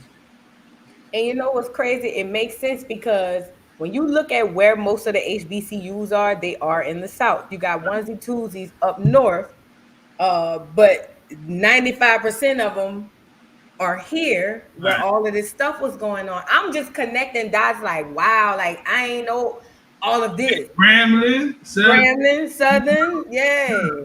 All of those colleges. And it's funny you say that the church was connected, because even when you think about us going to church in today's time, typically somebody going off to college, they talking about it, celebrating it at church. Most people in college come from the church. Right. You know what I mean? Yeah, it's fun. And then again, I grew up half church, half Jehovah's Witness, and the Jehovah's Witness was like, you don't need to go to college. But that was foreign to even my mama, because coming out of the church, you went to college. Yeah, that was the system. Yeah, that was the system. So it was a lot of things my mama didn't agree with, but it's crazy because we were like, don't go to college. Like, these people crazy. Yeah. But you just make it so much sense to me right now. It's weird. And then also I wanted to touch on when you were talking about the instruments and the music. Even to this day, I went live a couple months ago when I went home to New Orleans. They had people still outside using instruments. Now everything's gone to this computer-based thing or whatever around hip hop and all of that. But there are still pockets of people who play instruments. And that is one of the things how I was taught was always done in that area. Like you said, with the ports and all that coming in, the hospitality piece, all of that has always been there. So it's just funny because I'm just connecting these dots. Like, this stuff was right in front of my face and I had no clue, like literally no clue. Yeah, it was, I mean, a lot of the times, one of the first things, I think my first video on this conversation was about the culture that we live in is the culture that they saying is American Indian culture. It's the only culture we knew. Right. People that told us where we getting these stories from, the culture that they raised us in. So if your grandma told you that her grandparents were Indians, the culture that you were raised in is obviously Indian culture. Right. And so when we start finding out things like in the book by Charles Hudson, Southeastern Indians, where he say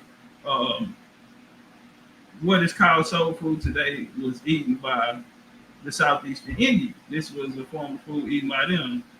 With the soda and them, with the barbecue and them sitting us barbecuing with wood chips and grilling over open fire, all the way to the balls that y'all had down there with the fish, with the corn, with the potatoes, with the shrimp.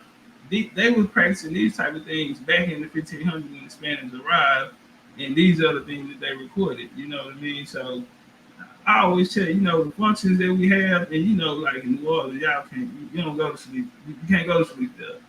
But this is a culture that has always been there and preserved there. But I ain't gonna go too far on it. But even on the Mardi Gras Indians, how they came and Africanized it and that came late in the 1800s when they came Africanized it, but that was a culture that was there already. You know what I mean? That had always been the. I know topic too much. No. You still on topic, because even with the American with the Mardi Gras Indians, my daddy was talking about how certain things in the city was status based. You had your Indians, you had your Zulu people, and you had it's Indian, Zulu, and it's another thing, but it was status, like the most prestigious, or the half and halves, not the half, the Creoles. The Creoles were the ball people. Those were the class. That was the classy people. And to this day, when you look at them social aid and pleasure clubs, that's what we call them. To this day, a lot of them still look Creole. Right. Whereas the Indians were the everyday people in the neighborhoods that have been practicing that for generations upon generations. And when you talk to an actual Indian, they'll tell you, I'm an Indian. Like, not just like from the costume. Like, they know they're Indians, but most of the people in the city don't even realize that it's Indian, because they taught us in school that this come from Africa. Oh, we were the Native Americans helped us, and this how we paid. Right, he ran away from slavery and and I'm like, well, how we do they shit better than them if they don't? If you know what I mean? If they the originators. Right on. So when they hijacked what's known as the Mardi Gras Day, they came down to, actually, it was a secret society that came from up north. And I don't mean to get on my up north people. I love y'all too. But so you had something called the Red Men. Now they formed out of a group. So you had in 1758, during the French and Indian War, which was the First World War, you had a Treaty of Easton, 1758, Treaty of Easton. And this brought a lot of people together down in Pennsylvania. And it was based off of what's this guy named? Cheif Tammany. And so you had the Sons of Tammany. They'll form a secret society with the Sons of Tammany. Then you had the Order of Red Men who gonna come. Now they emulate Indian culture. From them, this is what we get, boys, the Boy Scouts of America and all that. Everything about them is emulating Indian culture. They're learning our culture in these places. So you have people called the Order of Red Men. Now their sister company, no different than the Masons and the Eastern Stars, which in the 1850s, they tried to get their first charter. They're called the Pocahontas. So there's the Pocahontas. Our peoples fell under the Eastern Star as far as the women's side. Mm-hmm. Well, they came down there into Louisiana, came down into Texas as well in the late 1800s. But they were the first to create, that's where you get the African name from. Because at that time, none of it existed, but they're going to bring it. And that's why you have two forms of the Mardi Gras down there. One's going to be funded, and, you know, with the propaganda, being the real one. And it was done purposely by the crew with a K. Yes. I can't think of the name of it. It's something like Crew K. I get it. Is it a major crew? Is it one of the oldest crews? That's what it was called. That's what the organization was called. Yeah. Come out of the Order of Red Men. So when you see the Mardi Gras Indians, sometimes they have like guns, they'll make like shotguns and all this here. See, I wish I could pull my slide up and actually show you, show you people with these costumes on. Hold on, if we got time, we got time.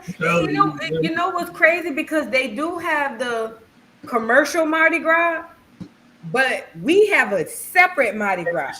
So anybody I take to New Orleans for Mardi Gras, I always tell them we're not about to go on Canal Street and watch the big Mardi Gras. We going to the culture's Mardi Gras, and it's a completely different experience. Some of the similar people are bands and stuff in the parades, but for the most part, it is literally completely different than what the commercial Mardi Gras is. That's crazy. Okay, I'm up. Okay, 1 second. All right, so right here, this is the this is the degree of Pocahontas. Now you see they're dressed like Indians. Right here, this is the improved order of red men. These are the people that's gonna play a role on coming down and changing that Mardi Gras down them. This is them when nobody's looking.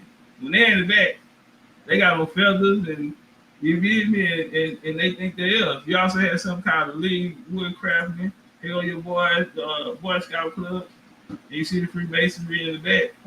Because Indians created Freemasonry.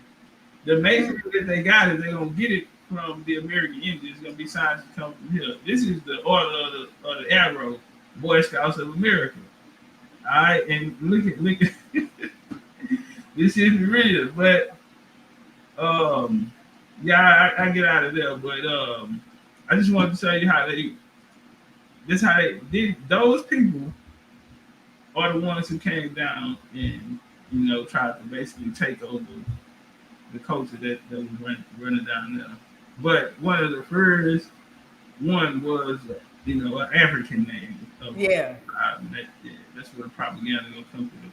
Crew K or W, it'll come to. Yeah. Just let me know. There's so many crews. I could tell you if you come up with maybe a piece of it, I know exactly what you're talking about. But I want to move into this. Contraband camps. Somebody put it in the chat and it dawned on me. They said it sound like the projects today. Is there any correlation? Well, yeah, what they call black neighborhoods, black communities. Well, this is how a lot of those were formed. You know what I mean? And so yeah, they're correct on that. The organizing of it is gonna come in the 20th century. But so I'm from Houston, I'm from 5th Ward. They have a sign up say created in 1865. So this would be like a form of, those freedmen villages. This is the places where a lot of our people, came together. Jasper, Texas, right on the coast of Louisiana and Texas, while a lot of East Texas people are kin to a lot of people from Louisiana because, they live on that coastline, that line together. Basically similar coastal, especially coming out the 337 or something like that, you're going to share coastal with East Texas. Shreveport niggas going to share coastal with Jefferson, Lufkin, Tyler, Dallas, things like that. Because these were these towns were created. You go through Oklahoma, you got Bowley, you have all these other different towns, and we were booming. I mean, 85% of the people can read and write. We were totally self-sufficient. We had 3 plantations in Texas. They're still in my family today since 1836. We had 3 historical markers. When I die, I gotta get buried in the country on the dirt road. Mm-hmm. But this the land that my people had since 1836 since we came to Texas. That's what's up. That's what's up. Yeah, I found my people land in Mississippi. This is on my mama's side. I hadn't even touched my daddy's side because my daddy, I'm thinking they from New Orleans, but they really from Florida. They Indians out of Florida. Yeah. You know what I'm saying? And they were talking about how like some of his family went out and helped fight in the Seminole War and all of that stuff. Oh yeah. Louisiana. So even before the Red Stick War that I brought up first, 1811, well, a lot of them was coming down to Louisiana in the bayous and fighting down in Louisiana as well. The Battle of 1812, which was real significant for Louisiana because, like you say, you had Creole coasters there. You had what was called the Acadians. Mm-hmm. These people was coming from up down what they call Canada area, coming down into Louisiana, which it was just empires that were stretched because there was empires there that stretched all the way to Haiti, from Haiti up through the Mississippi and parts of Canada as well, all the way to Quebec. You know what I mean? All of that would have been territory controlled by, you know what I'm saying, people other than bloodline. Yeah, that's crazy. Because my daddy said his great-grandmother and great-grandfather, she was full-blooded Indian. He said the name was Shoki or Choki or something like that. But he was a Cherokee, but he said that he was a half-breed. This is his great-great-grandfather. And she would always make fun of him like when he was a kid, because she like, oh, you old half-breed, you ain't even real Indian, you a half-breed, you a half-breed. Now, I haven't did their genealogy on that side, so I don't know exactly what the half-breed piece of that was. It probably but I was do another know they were Indian. mixed. I mean, it probably was another Indian. You know? Yeah. Probably, and that's another thing I'm learning too. Right. We thinking half-breed of today, like black and white. Half-breed could be breeding with another tribe. For sure. You ain't lying. I just thought about it. So So you had different tribes down in Louisiana. You had so many. You got Chittimalas. I mean, we can go on for days. So if you breed with another tribe, then you're a half-breed anyway. So right. That's crazy. I didn't think about it because I'm like, oh, he must have been mixed with with white people, clear people. But it turns out, no, it could be. It could. I don't know. Like I said, I haven't done a genealogy, but I do want to ask this question. You were talking about the history markers. Oh, I was relating to history markers, but you were talking about the Quakers coming down into these territories with this Christianity doctrine and things of that nature. Now, where I'm from in Mississippi, which would be around that Natchez area, I know my people, huh? I got people from Natchez and Roxy. Yeah, Jefferson County, my people from. Let me find out we cousins. My people from Jefferson County, though. Okay. I don't know if that's close or whatever, but I know Natchez is not far from where my people is. We got a graveyard, a cemetery, everything, church and everything. But when I did the research on that side, because that's through my mama's side, I found that in the late 1700s, they had Quakers or missionaries coming trying to give them the gospel, and we went to war with this. I forget the man's name. I have it in my bag, but we went to war with him and whoever he came with and beat him twice. But the third time he came back with reinforcements from the government. So he had like a military with him the third time, and that's how we were conquered. But we fought off this whole Christianity doctrine that these people were coming over here with. That's why when you came on, we were talking about the Sinhalese Island, because I was like, dang, my people was just like them, like fighting them off. It's just that they're more successful than we were. Can you talk a little bit about the us fighting back? Because I know for me, before I knew all of what I knew, I was like, dang, we just laid down and let these people do us dirty. But I'm realizing the more I study and the more I research, we fought back. Can you kind of touch on a little bit of that? I do you one better. Let me see. I do you one better. Let me see. We can put it on the screen. You guys, if y'all want to come up and ask questions, I'm dropping the link for you to come up and ask questions, or if you want to put it in the chat, let me know. But I'm dropping the link for y'all. Go ahead, Top. All right. So we'll start here from 1830. And just give a little on how we fought back. This is how cold we was. So 1830, they did the Indian removal or whatever. And that's a lot of ins and outs, but it was civil wars that took place because every Cherokee didn't ride with it. There were certain people who called the Cherokee Party. You're dealing with Stan Wadey, you're dealing with Big Red, Major Ridge, Elijah Boudinot, these different people. Well, during this war, they said that hold on, I'm gonna skip past this part. I'm gonna go here first. Let's go to the Seminole Wars. So the American U.S. military, which is the most powerful military in the world today, actually adopted the fighting style of the Southeast Indians. Mm-hmm. Now, during the Seminole War, now they say it went from 1816 to 1858, but it really didn't end until after the Civil War, and it even didn't end there, because I'm bringing some breaking news. So after the war, you had, now here go these country bands again that we were talking about. Now, you had something called the Seminole Scouts. Now, like you say, your people them left out of Florida and came back this way. So this is what the Seminole Scouts did. They fought the U.S. from 1816 all the way to the end of the Civil War. The U.S. government came to them for assistance because they wanted to move west. They wanted to expand the U.S. westward, going into, the mountains, the Rocky Mountains, California area, Oregon, these different type of things. Well, they couldn't do it themselves. So during the Civil War, most Seminole sided with Confederacy, and they fled to Kansas. Hold on, we're gonna come up.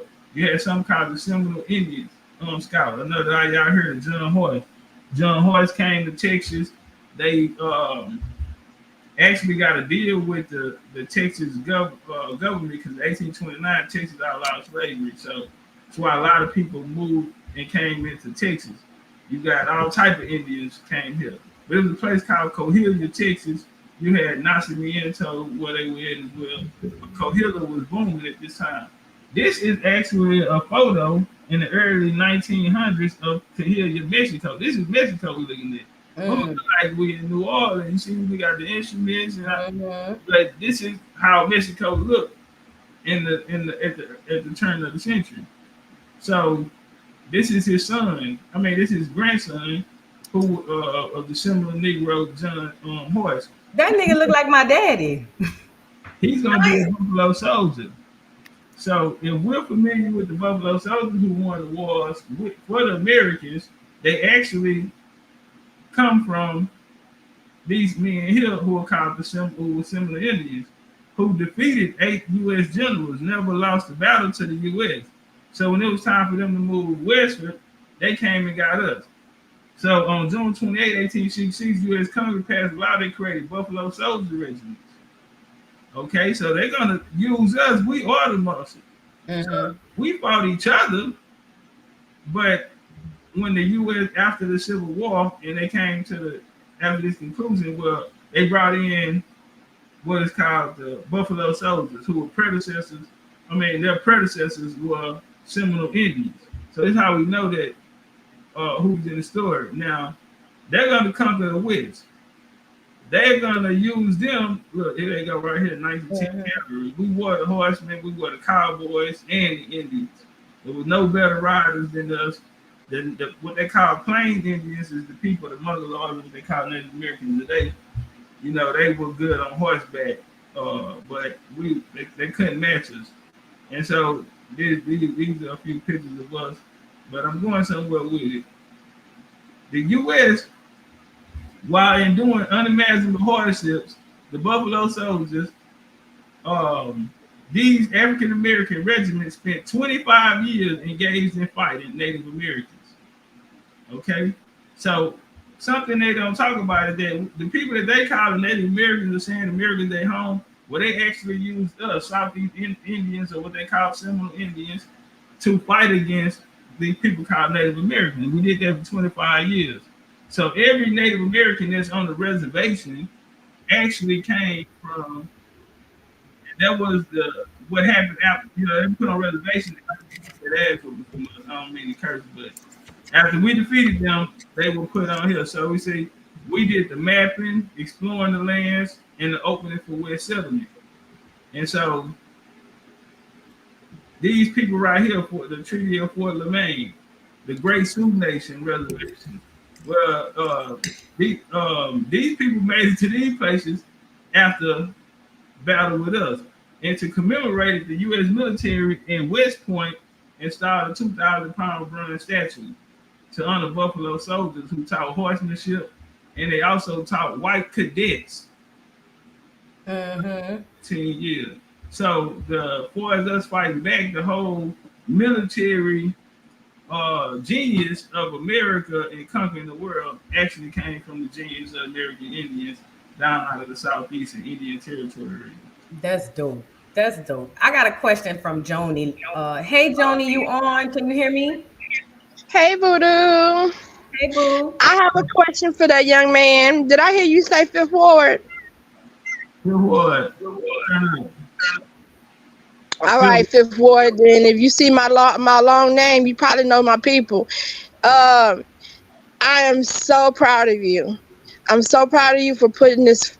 I'm glad someone is finally telling our side of it from Frenchtown. And, you know, because our Mother Mercy and St. Francis, we've been trying to keep the culture alive with the bazaars. And Voodoo is keeping us alive in Louisiana because they're pushing us out of there. And like Voodoo saying, there's one part of, the Mardi Gras, and then there's the side that we go to. And I'm so proud of you, because I'm sure our people know each other. But what I would like to ask you a question is going around my family right now that somebody's charging $400 to get us in connection where we be considered as Indian, but they're charging. And is that illegal? Because if you know what native tribe you're from, is there another route that we could take? Well, yes, ma'am. If somebody charging for that, Charging to help with the paperwork so that it can be pushed through DC faster some kind of way.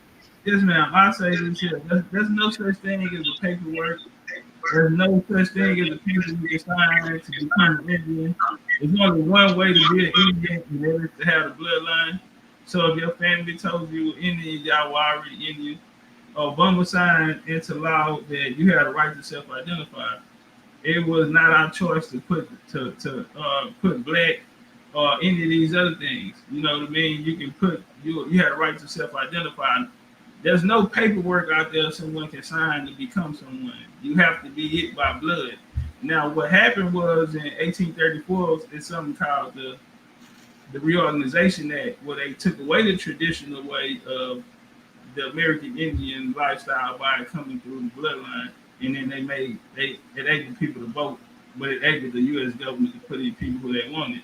But you do have people around here scamming people and creating fake Indian tribes and all of this shit here. I mean, these things here, and they are, taking advantage of people who just want to learn about their family, or who have had these stories, or who do relate to the story. You know what I mean? But the best way to do it, Mama, you don't need no paperwork to say you're an Indian. You just need what your family told you. Y'all embraced it. Look for yourself in the story. Go through your history. You know what I mean? And I mean, you've been an Indian your whole life. You grew up in the ward. You've been an Indian your whole life. You ate hog head cheese, some sausages with us out there. Yeah. So now we don't need no validation from no one. We got it at home already. It's your birthright. So now you don't need a piece of paper, and you sure don't need to pay for your birthright. The Creator gave you that when you got here. And we got in contact with the Choctaw chief, but it fell apart. So I need to call my aunt back to get the stuff back started again. Yes, ma'am. So with the Choctaw and these new, I call them charters, right? Because the people that are in place right now are not us, and those systems that's in place weren't set up. So when we go back to 1866, the treaty that happened was because after the Civil War, when we went through with refugees, contraband, well, Abraham Lincoln put out a program called the USCTs, United States Colored Troops. So a lot of people went and fought for the Union. After the war, they made a treaty. Since the Cherokee, the Choctaw, and the Creeks left out through Albert Pike to join the Confederacy after the war, and we won the war. We defeated the last Confederate general, which was Stan Wade, a Cherokee mixed race. When the USCTs, when we defeated them, we came back to the table. The United States gave us 160 acres. They gave us everything. It's all in the treaty of 1866 right now. Those people that are calling themselves Choctaw today were not there. And you know what? I don't want to just say it. I want to put this on the screen. But these institutions that are here now, they came under what is called the Reorganization Act. So in the 79, they changed the Choctaw, changed their constitution and this is when they start kicking out members that look like us. You know what I mean? They're saying that if your people didn't sign the Dawes Roll, then you couldn't be classified as an Indian. And that's also a Quaker organization because Henry L. Dawes was a Quaker. They brought their system down into Oklahoma. But if your family didn't sign up, you don't have a number on the Dawes Roll, then you can't be classified as an Indian. Where they set these new governments up, they had to recharter them through the United States. So basically, they're no different than a charter. a lot of them started off as 501c3s, or they're coming under what is because you had the Indian Termination Act, which terminated all sovereignty of anybody claiming Indian in the U.S. The U.S. wasn't going for none of that, no sovereignty, and everyone had to basically re-sign up. So when they re-signed up, they were able to kick us out of their systems because we weren't there. But if the 1866 is what we need to be attaching ourselves to, and when we do that, we had no connection with them. That's why they weren't even there. Now I'm gonna go through some records to prove that as well. But I do want to tell you, be you and a lot of other people, beware. There's a lot of people out here. They talk their genealogy talk, but they can't tell you what kind of Indian or nothing about their family.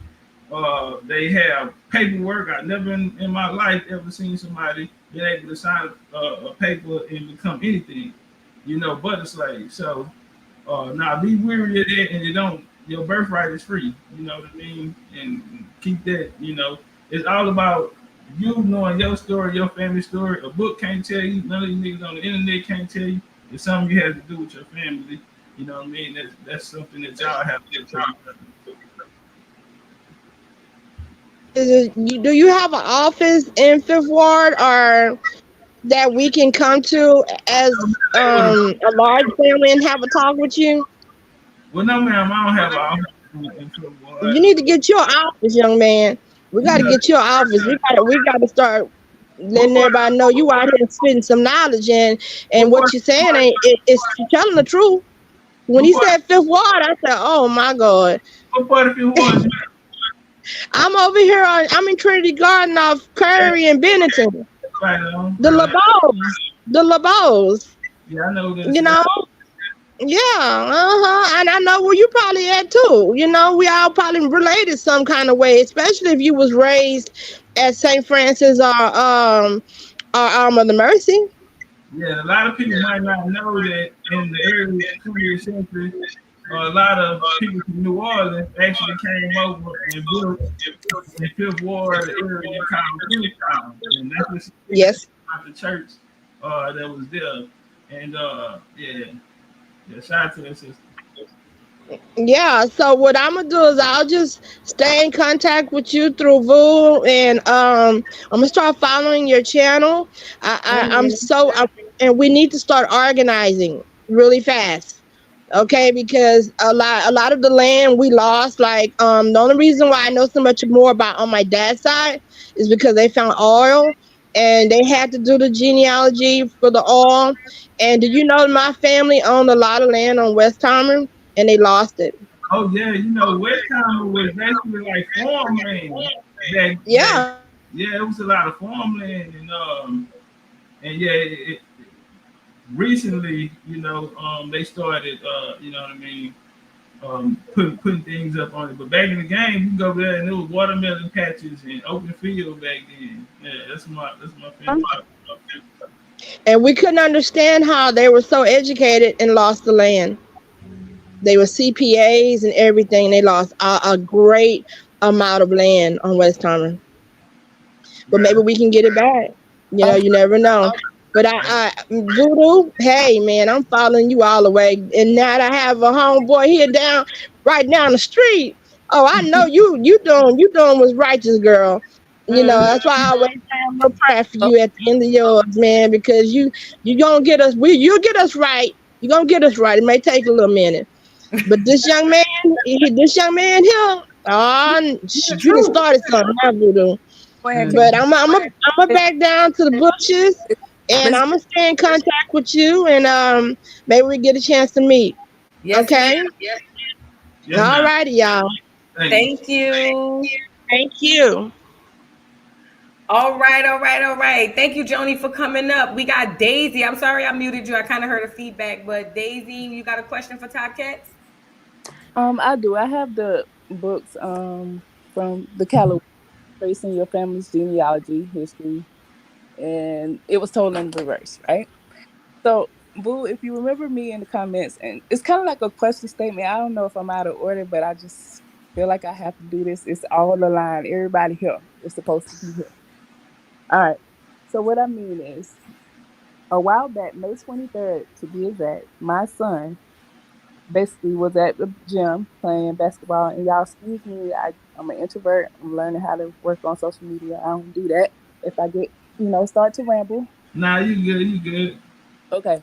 So on May 23rd, a grown man in front of our community, and what I mean our community, meaning the Black community, air quotes with that, um, a grown man, 30 something years old, attacked my 14-year-old son, and he's really small, right? Based off a conflict that he had with his son in basketball. Boy's been fighting over basketball for a long time. Long story short, here in Hinesville, he has the protection of local government or whatever. His family is well connected, have roots and everything else. And it took me over a month to get the first police report. And none of the information about who these people were, nobody knows their name. They fight me at every turn. We had another incident. These people threatened my life, my children's life, and everything else in front of the police, right? And still, no help. Okay. So with this, I'm sitting down. And this is the part where I'm trying to work out between the church and my spirituality and where we fit with the Indian culture. All right. So I understand that if we take time and just look, and certain people see things differently, and I know I'm one of those people that see things differently.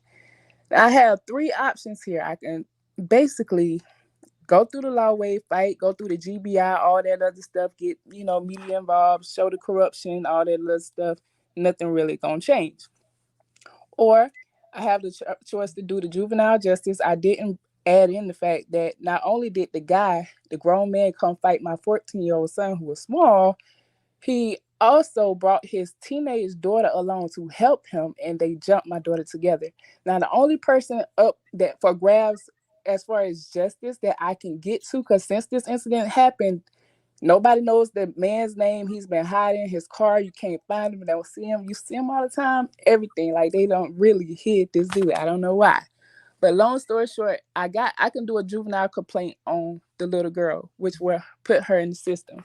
But the way it works for me, I see an opportunity for option number 3. And I'm thinking option number 3 can really lead to us being not like the start codon, if that makes sense. Anybody biology, like the template transcript translation? Oh Lord, okay, make it make sense. Like basically ground zero for the change that's necessary. It's like somehow I already know that we're not living in the slavery part of the Bible. It's like, for me spiritually, I understand, know, see, feel. It's so real to me. It's so vivid. It's like, I can't explain it. But this is so simple for me I could choose to, take the dude life, but I'm choosing grace to our own, but for a purpose. And the crazy part is, and this is where Topcatz come in, I wanted my son to get justice, and I spoke to him before making the final choice. And the choice that we came up with was that we would have them write a report. If the people, the parents, and the child agree to write a report on the book, it was told in reverse and told me genuinely what they got about it, that I would not, I would just leave it alone, basically. And the point of that was to get at least to start that bloodline, because if she got 2 generations, because her grandma was out there too, so she got all these people in that moment. Because to me, this little girl out of everybody is the only person I couldn't get mad at, and she's special to me, and I don't really understand why. Every time I try to speak bad over her, I can't, and everything is telling me that I'm supposed to speak life over her, and I messed up when I. You okay? You need a minute? She went on. You good? I'll give her a minute. Let me say this.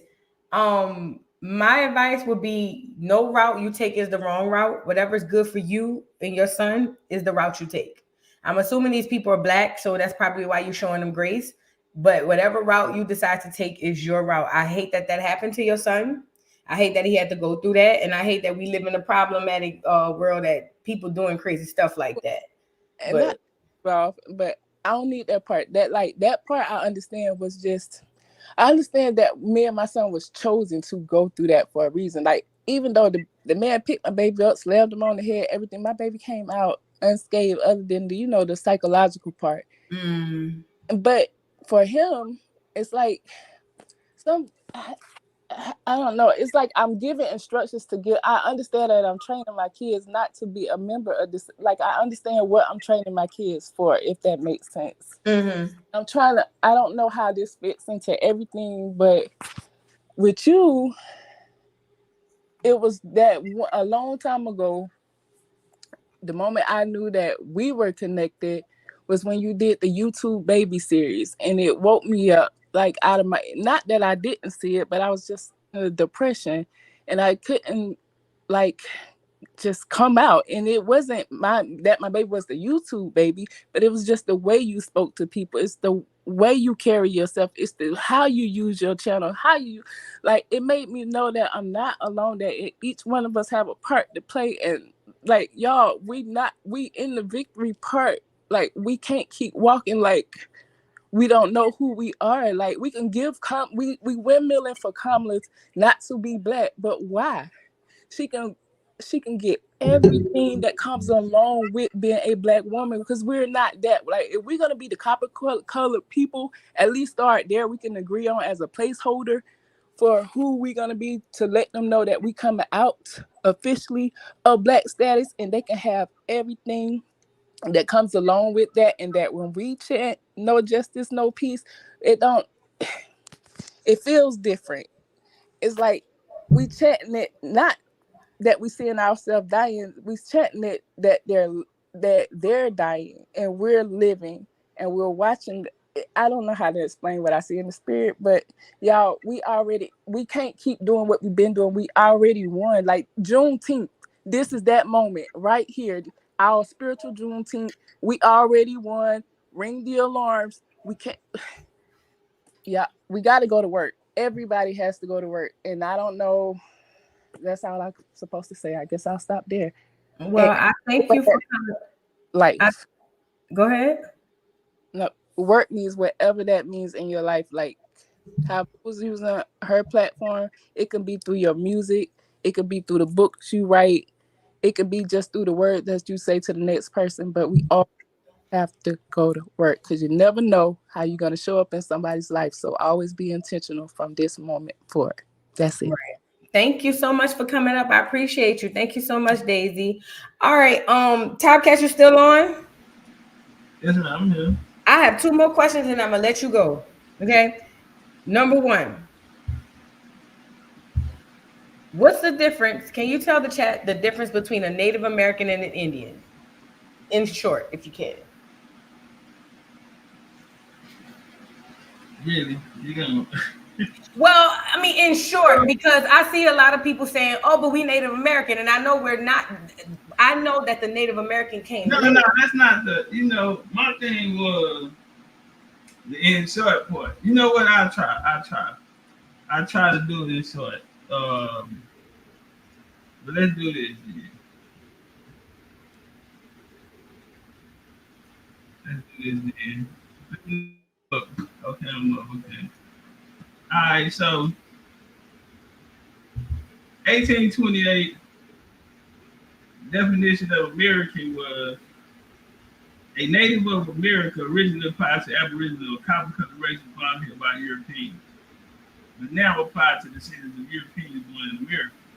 Very important. So when we're going around to all these islands of the people who are considered Indians, as we see here, these are the depictions that they had. These are depictions down in Florida. How do we know that? Right here, they call this the Moor with the Emerald Cluster. This in the Green Vault Museum, but it's actually based off images of Indigenous Americans. So this guy right here, here go Black Peruvians. These are the Peruvian monks that was found.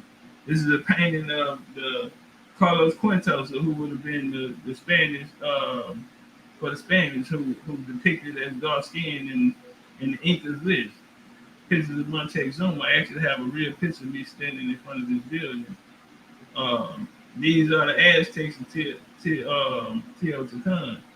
The Bonaparte Bureau. These are the Mayans. These are the people of the Yucatan. Same pictures here. When we talk about a Native American, we come down. Because even when we're talking about white people, this is how white people got here. Mm-hmm. You know, the story that they gave us, they don't have no images of us like this, but this is their reality. And this is, so when we talk about a Native American, what's the difference? Well, if someone today says Native American or American Indian or anything like this, this is the photo that you get in your head. And this is the reason it's called propaganda. Mm-hmm. They were called plain Indians. All right, and these plain Indians, their domination by the government and military forces of Canada and the United States have made the plain Indians culture group the archetype in literature and in art for all Native Americans everywhere. So this is the reason why we don't see ourselves when they put it out, because the government of U.S. and Canada made these people the posters. And as we just went through, we fought them for 25 years. Now, they're going to be an amalgamation of different people coming here through different ways. So you have some people called Sanglis who were Chinese. This is when the Chinese were trading in the Philippines, where they'll go through a slavery and they'll be brought here. 1587, the first Filipinos landed in Morro Bay in California. You have something called the Manila Galleon. This is going to bring over slaves, all right, for 2.5 centuries, more than 100 galleons were built, and they sent over slaves to the Americas. Well, right here today, if you look up, this is what a Filipino would be now, and this is on the right side, you'll see the indigenous population. But this polo service is what they call their form of slavery. Well, here's indigenous people. On the left, you see the indigenous. On the right, you see them. Right here, we see indigenous Philippines again. These people right here, who we see today, who was put in this position, they call Native Americans here.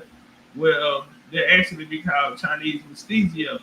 And these are people, and again, like you spoke about the Creole class system, well, they also had a class system as well here. Again, we see them here. Now, these Chinese populations increased. They were classified into 3 classes. Okay, like I said, I was speaking about their class system. And right here, if you look at this, you would think that this is a Mexican from California or something, right? Well, these are actually how the people look that came from Filipino. They're called mestizos de sangres. Let me go up, make this quick.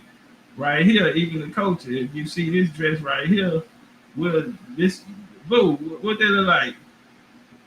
Mexican culture, right? Absolutely. They practice it today. How did this culture get here? Where did it come from? Because the original Mexicans on the left and on the right, this is the today. Well, in the book by Tatiana Sayas called Age of Slaves in Colonial Mexico, what's going to happen is that these people, boom, boom. Okay, the crown, which brought them, boom, boom, boom. My bad. Okay, so Mexico became treated under law as Indians. So these Chino slaves later became under law known as Indians, becoming indigenous vassals to Spanish crown after 1672. So these slaves that be brought over from these Pacific Islands, Asian slaves, Chino slaves, Filipinos, they'll be considered Indian status as well. So you also had what's called the coolie trade, where Chinese came over, Indian. This is where Kamala family come in when they say, "Well, she's Jamaican." No, she's Indian because the Indian people from India came over to Jamaica in the slave trade that Indians, that they red dot Indians today, and Chinese people came through called coolies, and they worked on the sugar plantations in New Orleans as well. You know, they taught them how to catfish and all that. And so here goes some of the signs that was put up for them right here. The Chinese wall around the United States of America because all of them coming in. Well, here's an image of them. So Now we hear about them coming over the Bering Strait, you know, but even from them, they'll tell us that we do not know the real history of our planet. We know very little about the historical experiences in various societies and races that constitute our species. So when you ask Native American, they don't even know where they come from. Now, the first time that we even hear about this Bering land bridge is gonna come from this guy right here. Okay, he Fray Joseph de Costa. He's the first that's gonna bring up this land bridge. What happens is it's actually a place called Little Diomede that lies in between. This is Russia, this is the U.S., and it does freeze up, and you're able to walk across it because they're so close. This is why the U.S. had to purchase Alaska in the 1800s.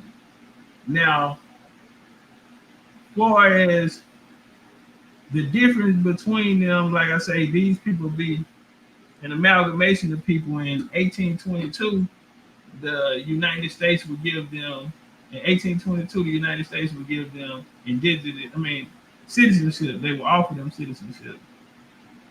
They will offer them citizenship to come into the American government. That ain't until 1922. All right, that's the first time. And then in the 1960s, the late 1960s, when we got black in 1967, through what was called the American Indian Movement, the Indian Rights Bill, which was signed at that time, they became known as Native Americans. And that was the amalgamation of them put together. It's not just one group of people, one person. So it'll be fairly new. So the history of America, the wars, the culture, all of these things included us. The first time we see them in the story is when we're fighting them. Later on in the story. And I'm gonna end on this one right here on this note, because it's a lot of people say that we was enslaved by the Native Americans. You ever heard that one, Boo? Yeah, I just heard somebody in the chat say that, but I know that's what's taught in vocational school and education. They teach that that Native Americans enslaved the black people. But yeah, go ahead. Somebody in the chat said it. Can you read it to me? I can't see you right now. No, they said it at the beginning of the live. That they said that. I can't remember who it was. If you on here, let me know. But they were saying that they could trace their genealogy back to slavery, and they were owned by Native American slaves. Somebody said that in the chat. I can't remember. Well, I'm gonna show you something, Ms. Vo. That conversation of American Indians people being enslaved by American Indians. Well, in a sense, it's true if you understand what slavery was. Now, in the Indian law, if my army fights your army and you lose, we will take the prisoners of the war. Mm-hmm. Then that we capture, if they were strong, if they were warriors, or if they had particular skills, or if they came from certain bloodlines, then we will replace them with the men that we lost in battle. Mm-hmm. Now we're praying the matriarchal system here, matrilineal system, which goes to the woman. That's why Big Mama is the foundation of our culture, period. Big Daddy can be the greatest in the world, but Big Mama is the foundation. Now, right here, they say that in the Trail of Tears, that thousands of black slaves considered property by Indian suffered and died on the journey. That's what they told us. Now, boo, I love genealogy. That's the only way we're gonna get the right answer. So we're gonna go to the slave schedules. And you know, I haven't done this on online and then, but I'm over here with Acorn today, so we're going in. So when we go to these slave schedules, right, of these Indians, we're in Indian territory. Now, boo, if we take a look on here, right here, we would get, this is a slave inhabitants. Mm-hmm. All right, this is in Dallas, Texas, I think. Now, if we look down here, this is the number of slaves. Everybody have one. Now we come over here, the color of the slave. If we go down, everyone has a B. And you have the M right here, which is a mulatto, which is just mean you mix with black and European. Now, we're going to leave from here. We're going to come over here to another one. Now, we're going to go through Alabama, Mississippi, Louisiana, Arkansas, Oklahoma didn't come until 1907 and stay here in the territory. But everyone we go on, these are the slave owners. All slave owners are listed with a B next to their name. Even on this side, All of these are slave owners. How can we prove that? Let's put it on the side of here. Here go the slave inhabitants. Everyone on there.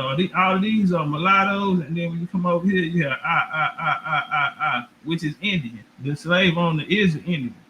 But these, this Virginia, these are Virginia records as well.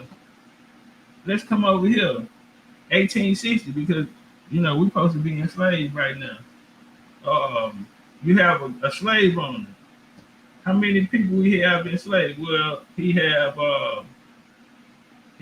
a male that's 30, there's a female that's 14, there's a male that's 10. And this is Fred Goat. This is going to be his family members who are going to be classified as this. So when we come over here and we see the number of slaves, these people have one next to their name. We see the name of the slave master, we're going to either say an I or M, indicating they're Indian or mulatto. And we come to this schedule right here, we're in Alabama. Blue Black Alabama, where they say they were hanging niggas from trees and all of this here. Same situation. One slave apiece. Every slave master has a B by his name. Nowhere is a Native American found in sight. Right. Slave owner, Martha Colbert. And it's gonna be her family. That's one of the things that I want to show people. There's no Native Americans around in the story y'all was speaking earlier about. So we can go back and we can get these pictures of our people during the Civil War. We never see a picture of the Native Americans doing it. Nope. They always draw them as a cartoon. But so when we go into the records and we say, okay, so y'all say y'all had us enslaved. It's a way to find that. So let's go into the slave schedules of Indian territory. Let's go into the Indians who own slaves and the most races, or what they told us the most slavery went down there. And every one you find, you're gonna find out that the slave owner is listed as black. And if you have a slave like me, I have slave records in Texas. My 5th great grandpa was a slave master. Now, kind of, people that got slaves out here, at least 30. And then I go into it a little deeper where he got one slave. And his slave is my 5th great grandma. Wife. And they own 3 plantations, I'm sorry. And so the people that's working on there, listed on the census, one gonna be my grandma's brother, you're gonna have their children on there.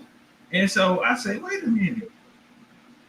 So the way that they gave us slavery, if someone else owning you, especially the conversation about a Native American can't talk to us about enslaving us because you can't find you on the record. Your name ain't Johnson, Brown, Williams, Green, Campbell. This not y'all family. And then when we go on there, they actually listed, the person under black, mulatto, or Indian. No, at this time, these people there's no census on them. You're not gonna find nobody in South Dakota in 1750, 17. Let's go when the census started, 1790. There are no records on that. So they can't do the things we do. The only people who can prove, the only people was documented and recorded was us, and it's because that was our system of government. That's how we worked here. But that right there ought to kill all of the talk about any Indian having a slave, and not to mention at the same time is when the U.S. came, got our assistance for war to fight against these people called plain Indians. 25 years, we kicked them in the ass, and then they run around here with a reservation card. Got it. That's how you be doing bars. That's bars. That's dope, because I be telling people be like, oh, my ancestors owned slaves. And I was like, and I hadn't gone deep into it, but I was like, no, I know some of these people were listing their family as slaves. Right. But you went deeper into it as to how they were making these people. And while I'm here, really quickly, and then we'll go to the last question, we're gonna let you go. Why were they classifying their family as slaves? Because you would have to be like a homeowner. You would have to have the right to vote. So it'd be basically head of household, or the person who owned the business. You know what I mean? So again, the Freedman Bureau. When we look at the records in the Freedman Bureau and who was applying for the benefits, Now it was for poor whites, a form of welfare to poor whites and things like that. But it mostly was for landowners, people who couldn't afford farm equipment, people who needed seed, people who need assistance and things of this nature here to help run their business. You feel me? So it was just like what Trump had the PPP loans type a situation like that. So you have to be a person of status who can vote, who can, you know what I mean? Because some of those people, again, like we just said, if you wasn't inside of the jurisdiction of the United States, then you couldn't qualify for none of their benefits. That's why it's called the system, or us being in the system or getting caught up in the system. And a lot of people of us, we had our own land.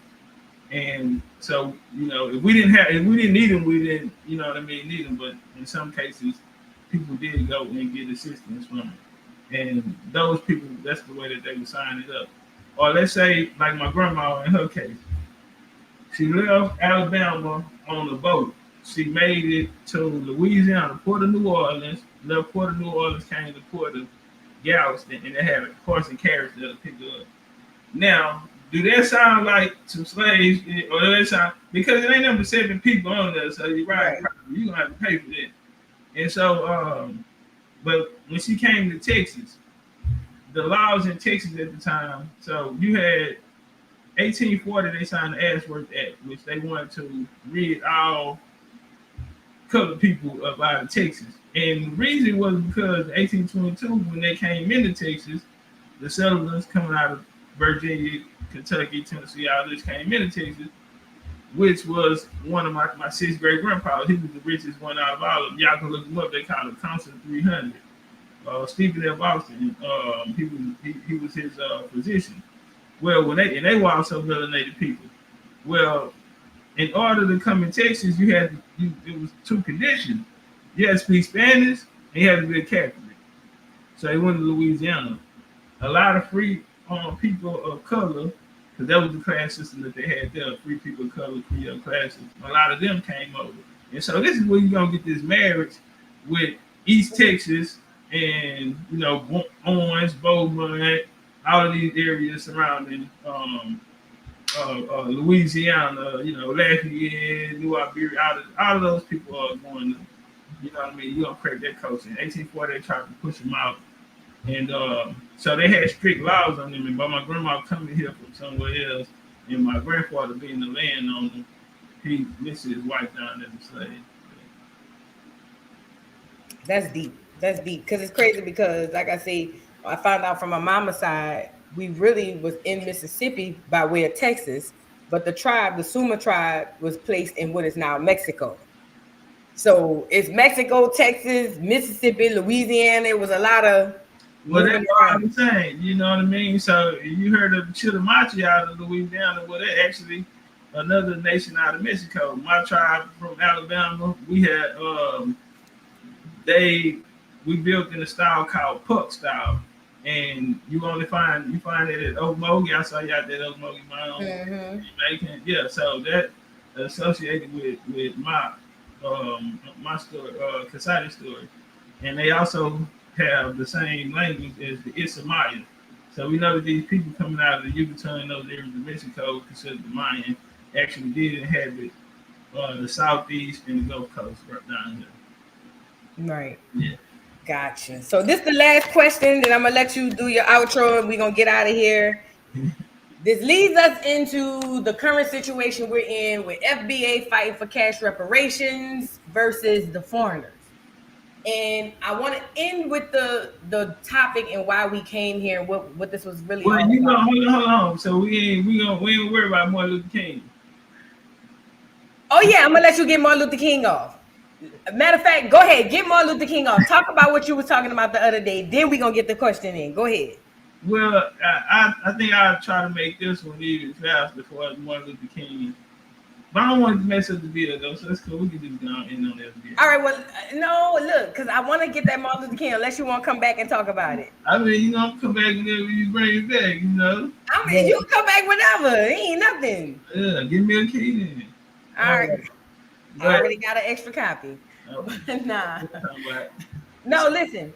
So this is the question that I wanted to ask you. We already up into the situation FBA versus everybody right now, or ADOS, just Black Americans. But in your opinion, from your study and what you know, if you were one of those people who were self-identifying or delineating, as Tariq Nasheed calls it, and you were fighting for cause for us, rather you call whether we're American Indians, FBA, whatever, what do you think is the best name or the best title or identity for us to go by, so that, because we see a lot of us getting infiltrated with ADOS. Now they got FBA getting infiltrated with the foreigners that's Black. Like, if in your opinion, knowing what you know, if you had to go to an identity that would assure us a pathway to where we need to go and what we need to do to get what's owed to us, reparations, rather it's land or whatever it is, what would be a title that you would go to? I think that's a good question, and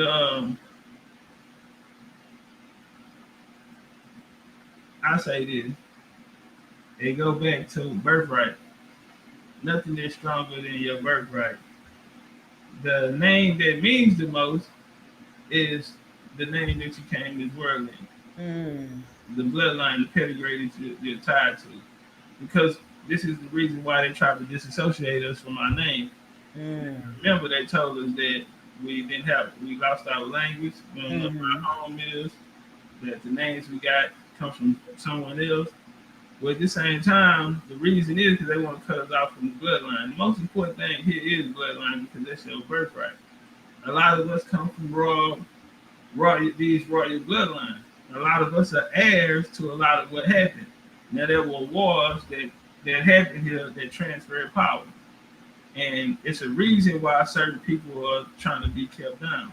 But there is no word that someone can come up and, identify a group of people with, because we all have the same experiences here. And that's not how it works here in the government. So first off, the highest land of the highest law of the land is treaties and the Constitution. And in the Constitution, you are to retain the government relationship with the Indians. As we showed earlier, that the Indians are the ones who gave the U.S. their Constitution. It was created based off of Indian principles. There were treaties signed here, as we spoke about earlier, the 1866 treaty, which is sitting there abandoned, while till this day, right now, 2024, the Native Americans in Oklahoma are going back and forth out of Washington, trying to get the treaty of 1866 overturned, because it still gives us status. And there's money and benefits owed by the government that they are to give to the descendants in the heirs of this. But so these Native Americans are not getting it. The Cherokee got theirs because in 2017, Cherokee versus Nash, they let they real Indians in, and the government gave them their money. So now the Choctaw and the Creeks and these other people giving them a hard time. Now, there was a letter wrote in 1841 that said it's okay for you to kick the Negroes out the tribe. Well, that letter, or no man's word, trumps the 1866 treaty, because it was written in there. Our ancestors written in there that no man could ever come back and make a law to overturn this. And so there's things out there for us that's sitting there waiting, but if we disconnected from our bloodline, we wouldn't know. These plantations that was here, and they say we got our name from our slave master. No, this is our family. This is the land that was stolen from us, was stolen from some of these families, and we wear these surnames. And so, no, it's not a name out there that they can come up with that the U.S. will respect anyway, because it doesn't attach you to any law. A crime was never committed to, no disrespect to an ADOS. A crime was never committed to an FBA. You have no paperwork, or you can't bring that in courtroom, because the United States don't know FBA or whoever. In order to get reparations, they has to be retained from government to government. So if you're not even in the governmental body, or even national, or formed together as a nation, then it's not even a conversation. It's kangaroo court. It's something for the internet that drives people emotion. And since 1967, when people became known as Black, that was the whole reason to bring them together, because 1965, Lyndon B. Johnson signed the Immigration Act, was brought over Asians and brought over Africans. And then today, we're seeing the diaspora wars because the first and second generations are now in the population today. But this was all planned by the government. In 1967, Judge Joe Brown said they brought together a coalition of a third world coalition, and they came up with the name Black. But this was always to suit niggas from here, the islands, or wherever they call the diaspora. It never was meant for nothing for us. One of the most important things he told me though was there is no Black caucus, Topcatz. What you mean? He said it's a rainbow. It's a rainbow, not like a rainbow coalition, but the head guy is a white small head. And these other people are foreigners. They're not even from here. Shirley Jackson and all these people, well, they have, you know, bloodline ties to other places. So there's really no one else speaking for us. Now, going in under a freedman term will take you in under a slave term. Going in, how do we look like hopping off a flight in Paris and want to be respected, and they say, hello, Mr. American descendant of a slave. And it was African descendant of a slave until they met the Indians. And they were African about their mouth real quick. They even changed it on their Wikipedia page to America. But no, there's no other word that'll help us. There's no word that'll bring us all together, because we're all different. Unless we have the same mother and father, then we do not share the same experiences here. There's other things that can bring us together, that we can collaborate on and we can find success with. But as far as us creating a term and feel like it'll, again, the highest form of law on the land is the treaties and the Constitution. So through your bloodline, if you were here in the history of America, then you may be owed something, and you may be attached to something that you have no knowledge of, because we're following doctrines or we're not educated on us honoring our surnames, our people, and the history that comes with it. That's dope. That's deep. That's deep. Because I know it makes sense though, because we were not one big nation when the people came here. So how can we be one big nation now? Like, that's the simple form of it. And watch this here. Now, when we're a big nation, you know, with our family. Yeah. You gotta think about it. We owned 300-400 acres of land back then. We didn't really have neighbors. Family was white, and you from New Orleans, so family is mama and daddy side. Everybody, like, it's a different situation. So it's hard to say, okay, we were in tribal settings, because we never was identified as tribes. That was always plain Indians. We were always nations of chieftains, because our last names go back to what's called coats of arms, royal crests. These, that's why I always tell people, we don't go by tribe, we go by royal crest, which is your last name, which is why they wanted to disattach you from your last name. They got niggas out here calling themselves Malcolm X. Yeah. Malcolm, but they didn't take it. The Moors got you talking about you El Bay. The Muslim got you talking about you Ali. But they're disattaching you away from your family history here, and, you know, heirs, and, you know what I mean? Like, again, your birthright. The Hebrews do that too, because my brother changed his name to something Israel. And I'm like, nigga, and it's the thing, my brother the third. He the third from my daddy, his real name. This nigga, not only did he change his name, when he had a son, he named his son after the fake name. And I'm like, what you doing? Cutting off the tree. You know what I mean? We're cutting off the tree, and we're adopting something, because the Hebrew movement was something that was brought here from the islands in the West Indies. It had nothing to do with our people here.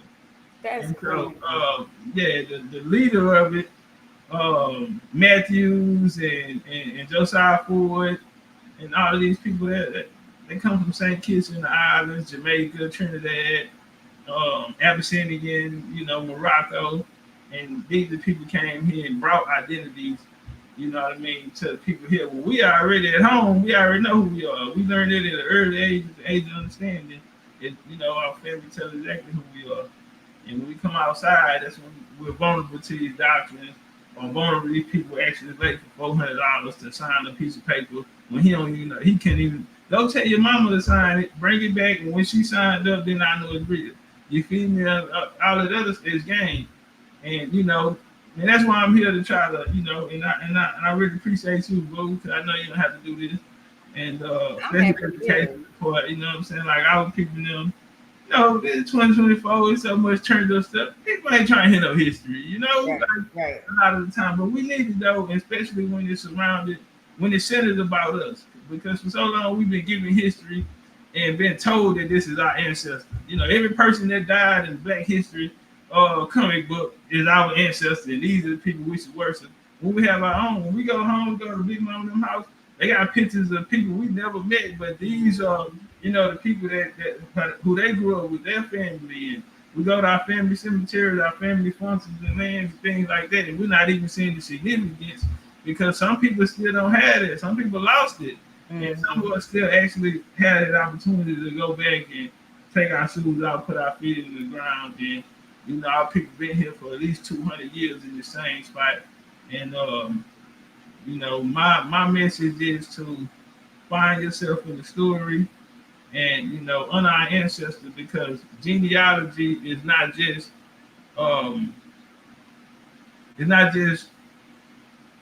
something you do for a hobby. It's a spiritual system.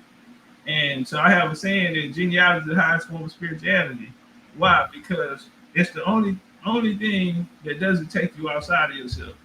You feel me? All these other things, we're taught to honor something outside ourselves more than what's in us, and we wouldn't be here without our ancestors or those that came before. So genealogy would be the highest form of spirituality, and I advise y'all tapping in. Appreciate you. Absolutely. Telling people where they can find you at on YouTube and other social media. I know I follow you on TikTok, Instagram, and all that stuff, but let the people know where they can find you at. Oh man, you can choose, lose, you can stay confused, man. I'm the hardest on YouTube, man. Legendary Big Cheif Topcatz, man. Texas Indian, man. Yes, I'm right here on YouTube, Legendary Topcatz. And y'all can tap in. I don't have a shit time, but just click that subscribe and we gonna get live. We do events, man. We got an event coming up in November. It's gonna be in Texas. Next year we're going to Jamaica for the carnival. So we're going down there for that carnival. Cause we like to hit places with events, like we was in New Orleans for Super Sunday. And, we was in Galveston for Juneteenth. And so we like to show up to these places and talk to the people out there and see what are their experiences. And most of these places we going, when we asking them, what did your family tell you? They're saying, oh, who told me that I was an Indian, I'm this type of Indian, I'm this type. You feel me? And so it's a beautiful thing, getting the message out, and a lot of times people it really don't resonate until someone says it, and and that's each one teach one, you know what I mean? And I think we're in a day where a lot of that other stuff is playing out, and so I do see you, Ms. Boo, playing a real important role, especially with matriarch the women. I'm bringing a lot of help, transition a lot of them into, this type of information. So, double salute. Thank you so much, Topcatz. Y'all, this is the legendary Topcatz. I hope y'all enjoyed the stream. I learned so much, I'm gonna have to rewatch it. I ain't gonna lie. When I get off, I'm gonna have to go back and rewatch it because I was trying to not really moderate, but do the stream and listen. I gotta go back and sit down like I'm not in the video because this was a lot, and we definitely gonna have you back. Please.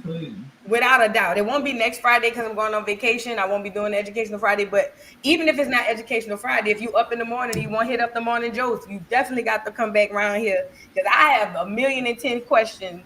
And you're so knowledgeable. All the girls in the chat were like, he's so handsome. He's so handsome. They thirsty or whatever the case may be. Or whatever. but they love having you, and I love having you as well. And we will definitely have you back soon, way sooner than later. I appreciate you. Appreciate you for having me. I really don't do interviews. I'm shy. Damn, I sure don't like getting on camera. But, well, you got to cam up next time. They seen you. Yeah, but anything for Boo and Acorn, and appreciate it. I'll be checking you out. Shout out to everybody in the chat. I hope y'all enjoyed the bill. Again, you can choose to stay confused. Follow me right here on YouTube. And go pick up my book, man. I'm Not Black, I'm Indian. Go get some books for the kids. And Boo, if you got a P.O. box or something, send you a pack, get you right. And appreciate y'all. Y'all enjoy the rest of y'all night. Definitely. Thank you, Topcatz. I'll definitely send you that P.O. box. Shout out to everybody in the building. Everybody who's on here. I appreciate all of y'all for coming. That was the legendary Big Cheif Topcatz. The legendary Big Cheif Topcatz. This dude is off the chain. This dude is amazing. Love is stronger than death. Thank you for the super sticker. Jen Sylvester, thank you for the super chat. Hey, boo, this was asked about you before. I found a great, etc. listed as a freedman on my dad's side. I wonder if that means freed from slavery. If we kind of listen to what we were talking about with the freedmen, it's saying that this wasn't free from slavery. It was a whole other thing with freed from basically indoctrinating you into religion. But we'll have to do another live to kind of discuss that. We'll get into it. But thank you for the super chat, Jen. Thank you, Cosmic Sun Soul. The plan was capitulated that for us to be mentally overthrown and indoctrinated strategically and esoterically, genetics play a major role in why they despise us so much. Absolutely, Cosmic Sun Soul. Thank you. Thank you, Auntie Philly, for the super chat. Religion creates division. The Bible states it's allegory, not historical. Also, all of the attributes given to the father are those of the mother. Yes, absolutely. Thank you so much. MOB, thank you for the super chat. My wife don't trust that nigga, but he ate corn, I guess. Who you talking about, MOB? No disrespect, but my wife don't like your fat. Who is you talking about? MOB, you is crazy. The one you want to be, thank you for the super sticker. Deborah Coleman, also, thank you for the super sticker. Kawana, thank you for the super sticker.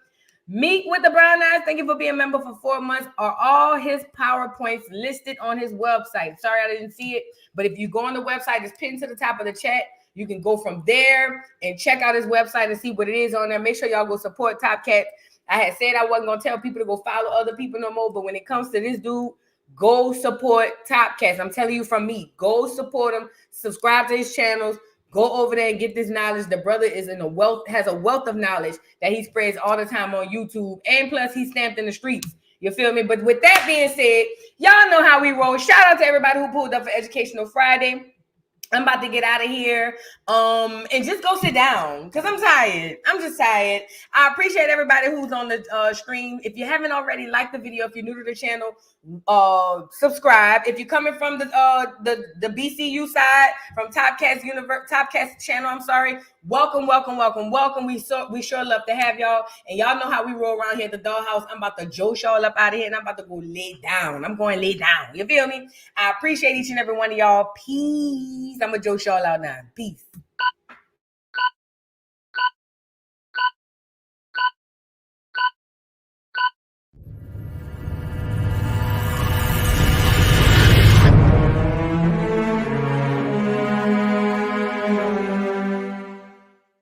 Mic check, 1 2 1 2.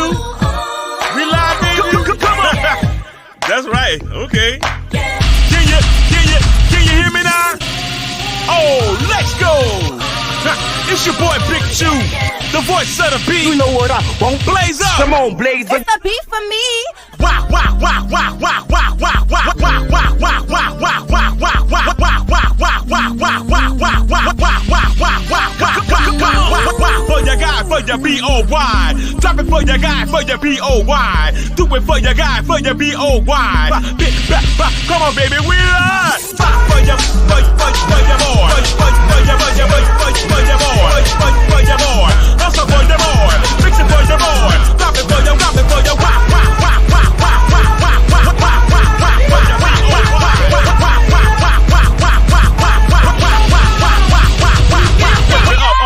lift it up. Then it bust it open, lift it up.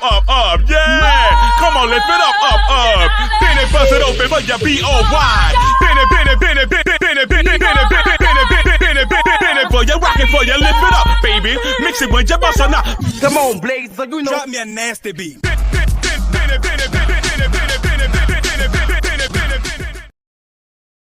Mr. Carroll, how you give the voodoo doll time to talk? I don't get no fucking time to talk. Who the voodoo doll is? The nigga you just had up here.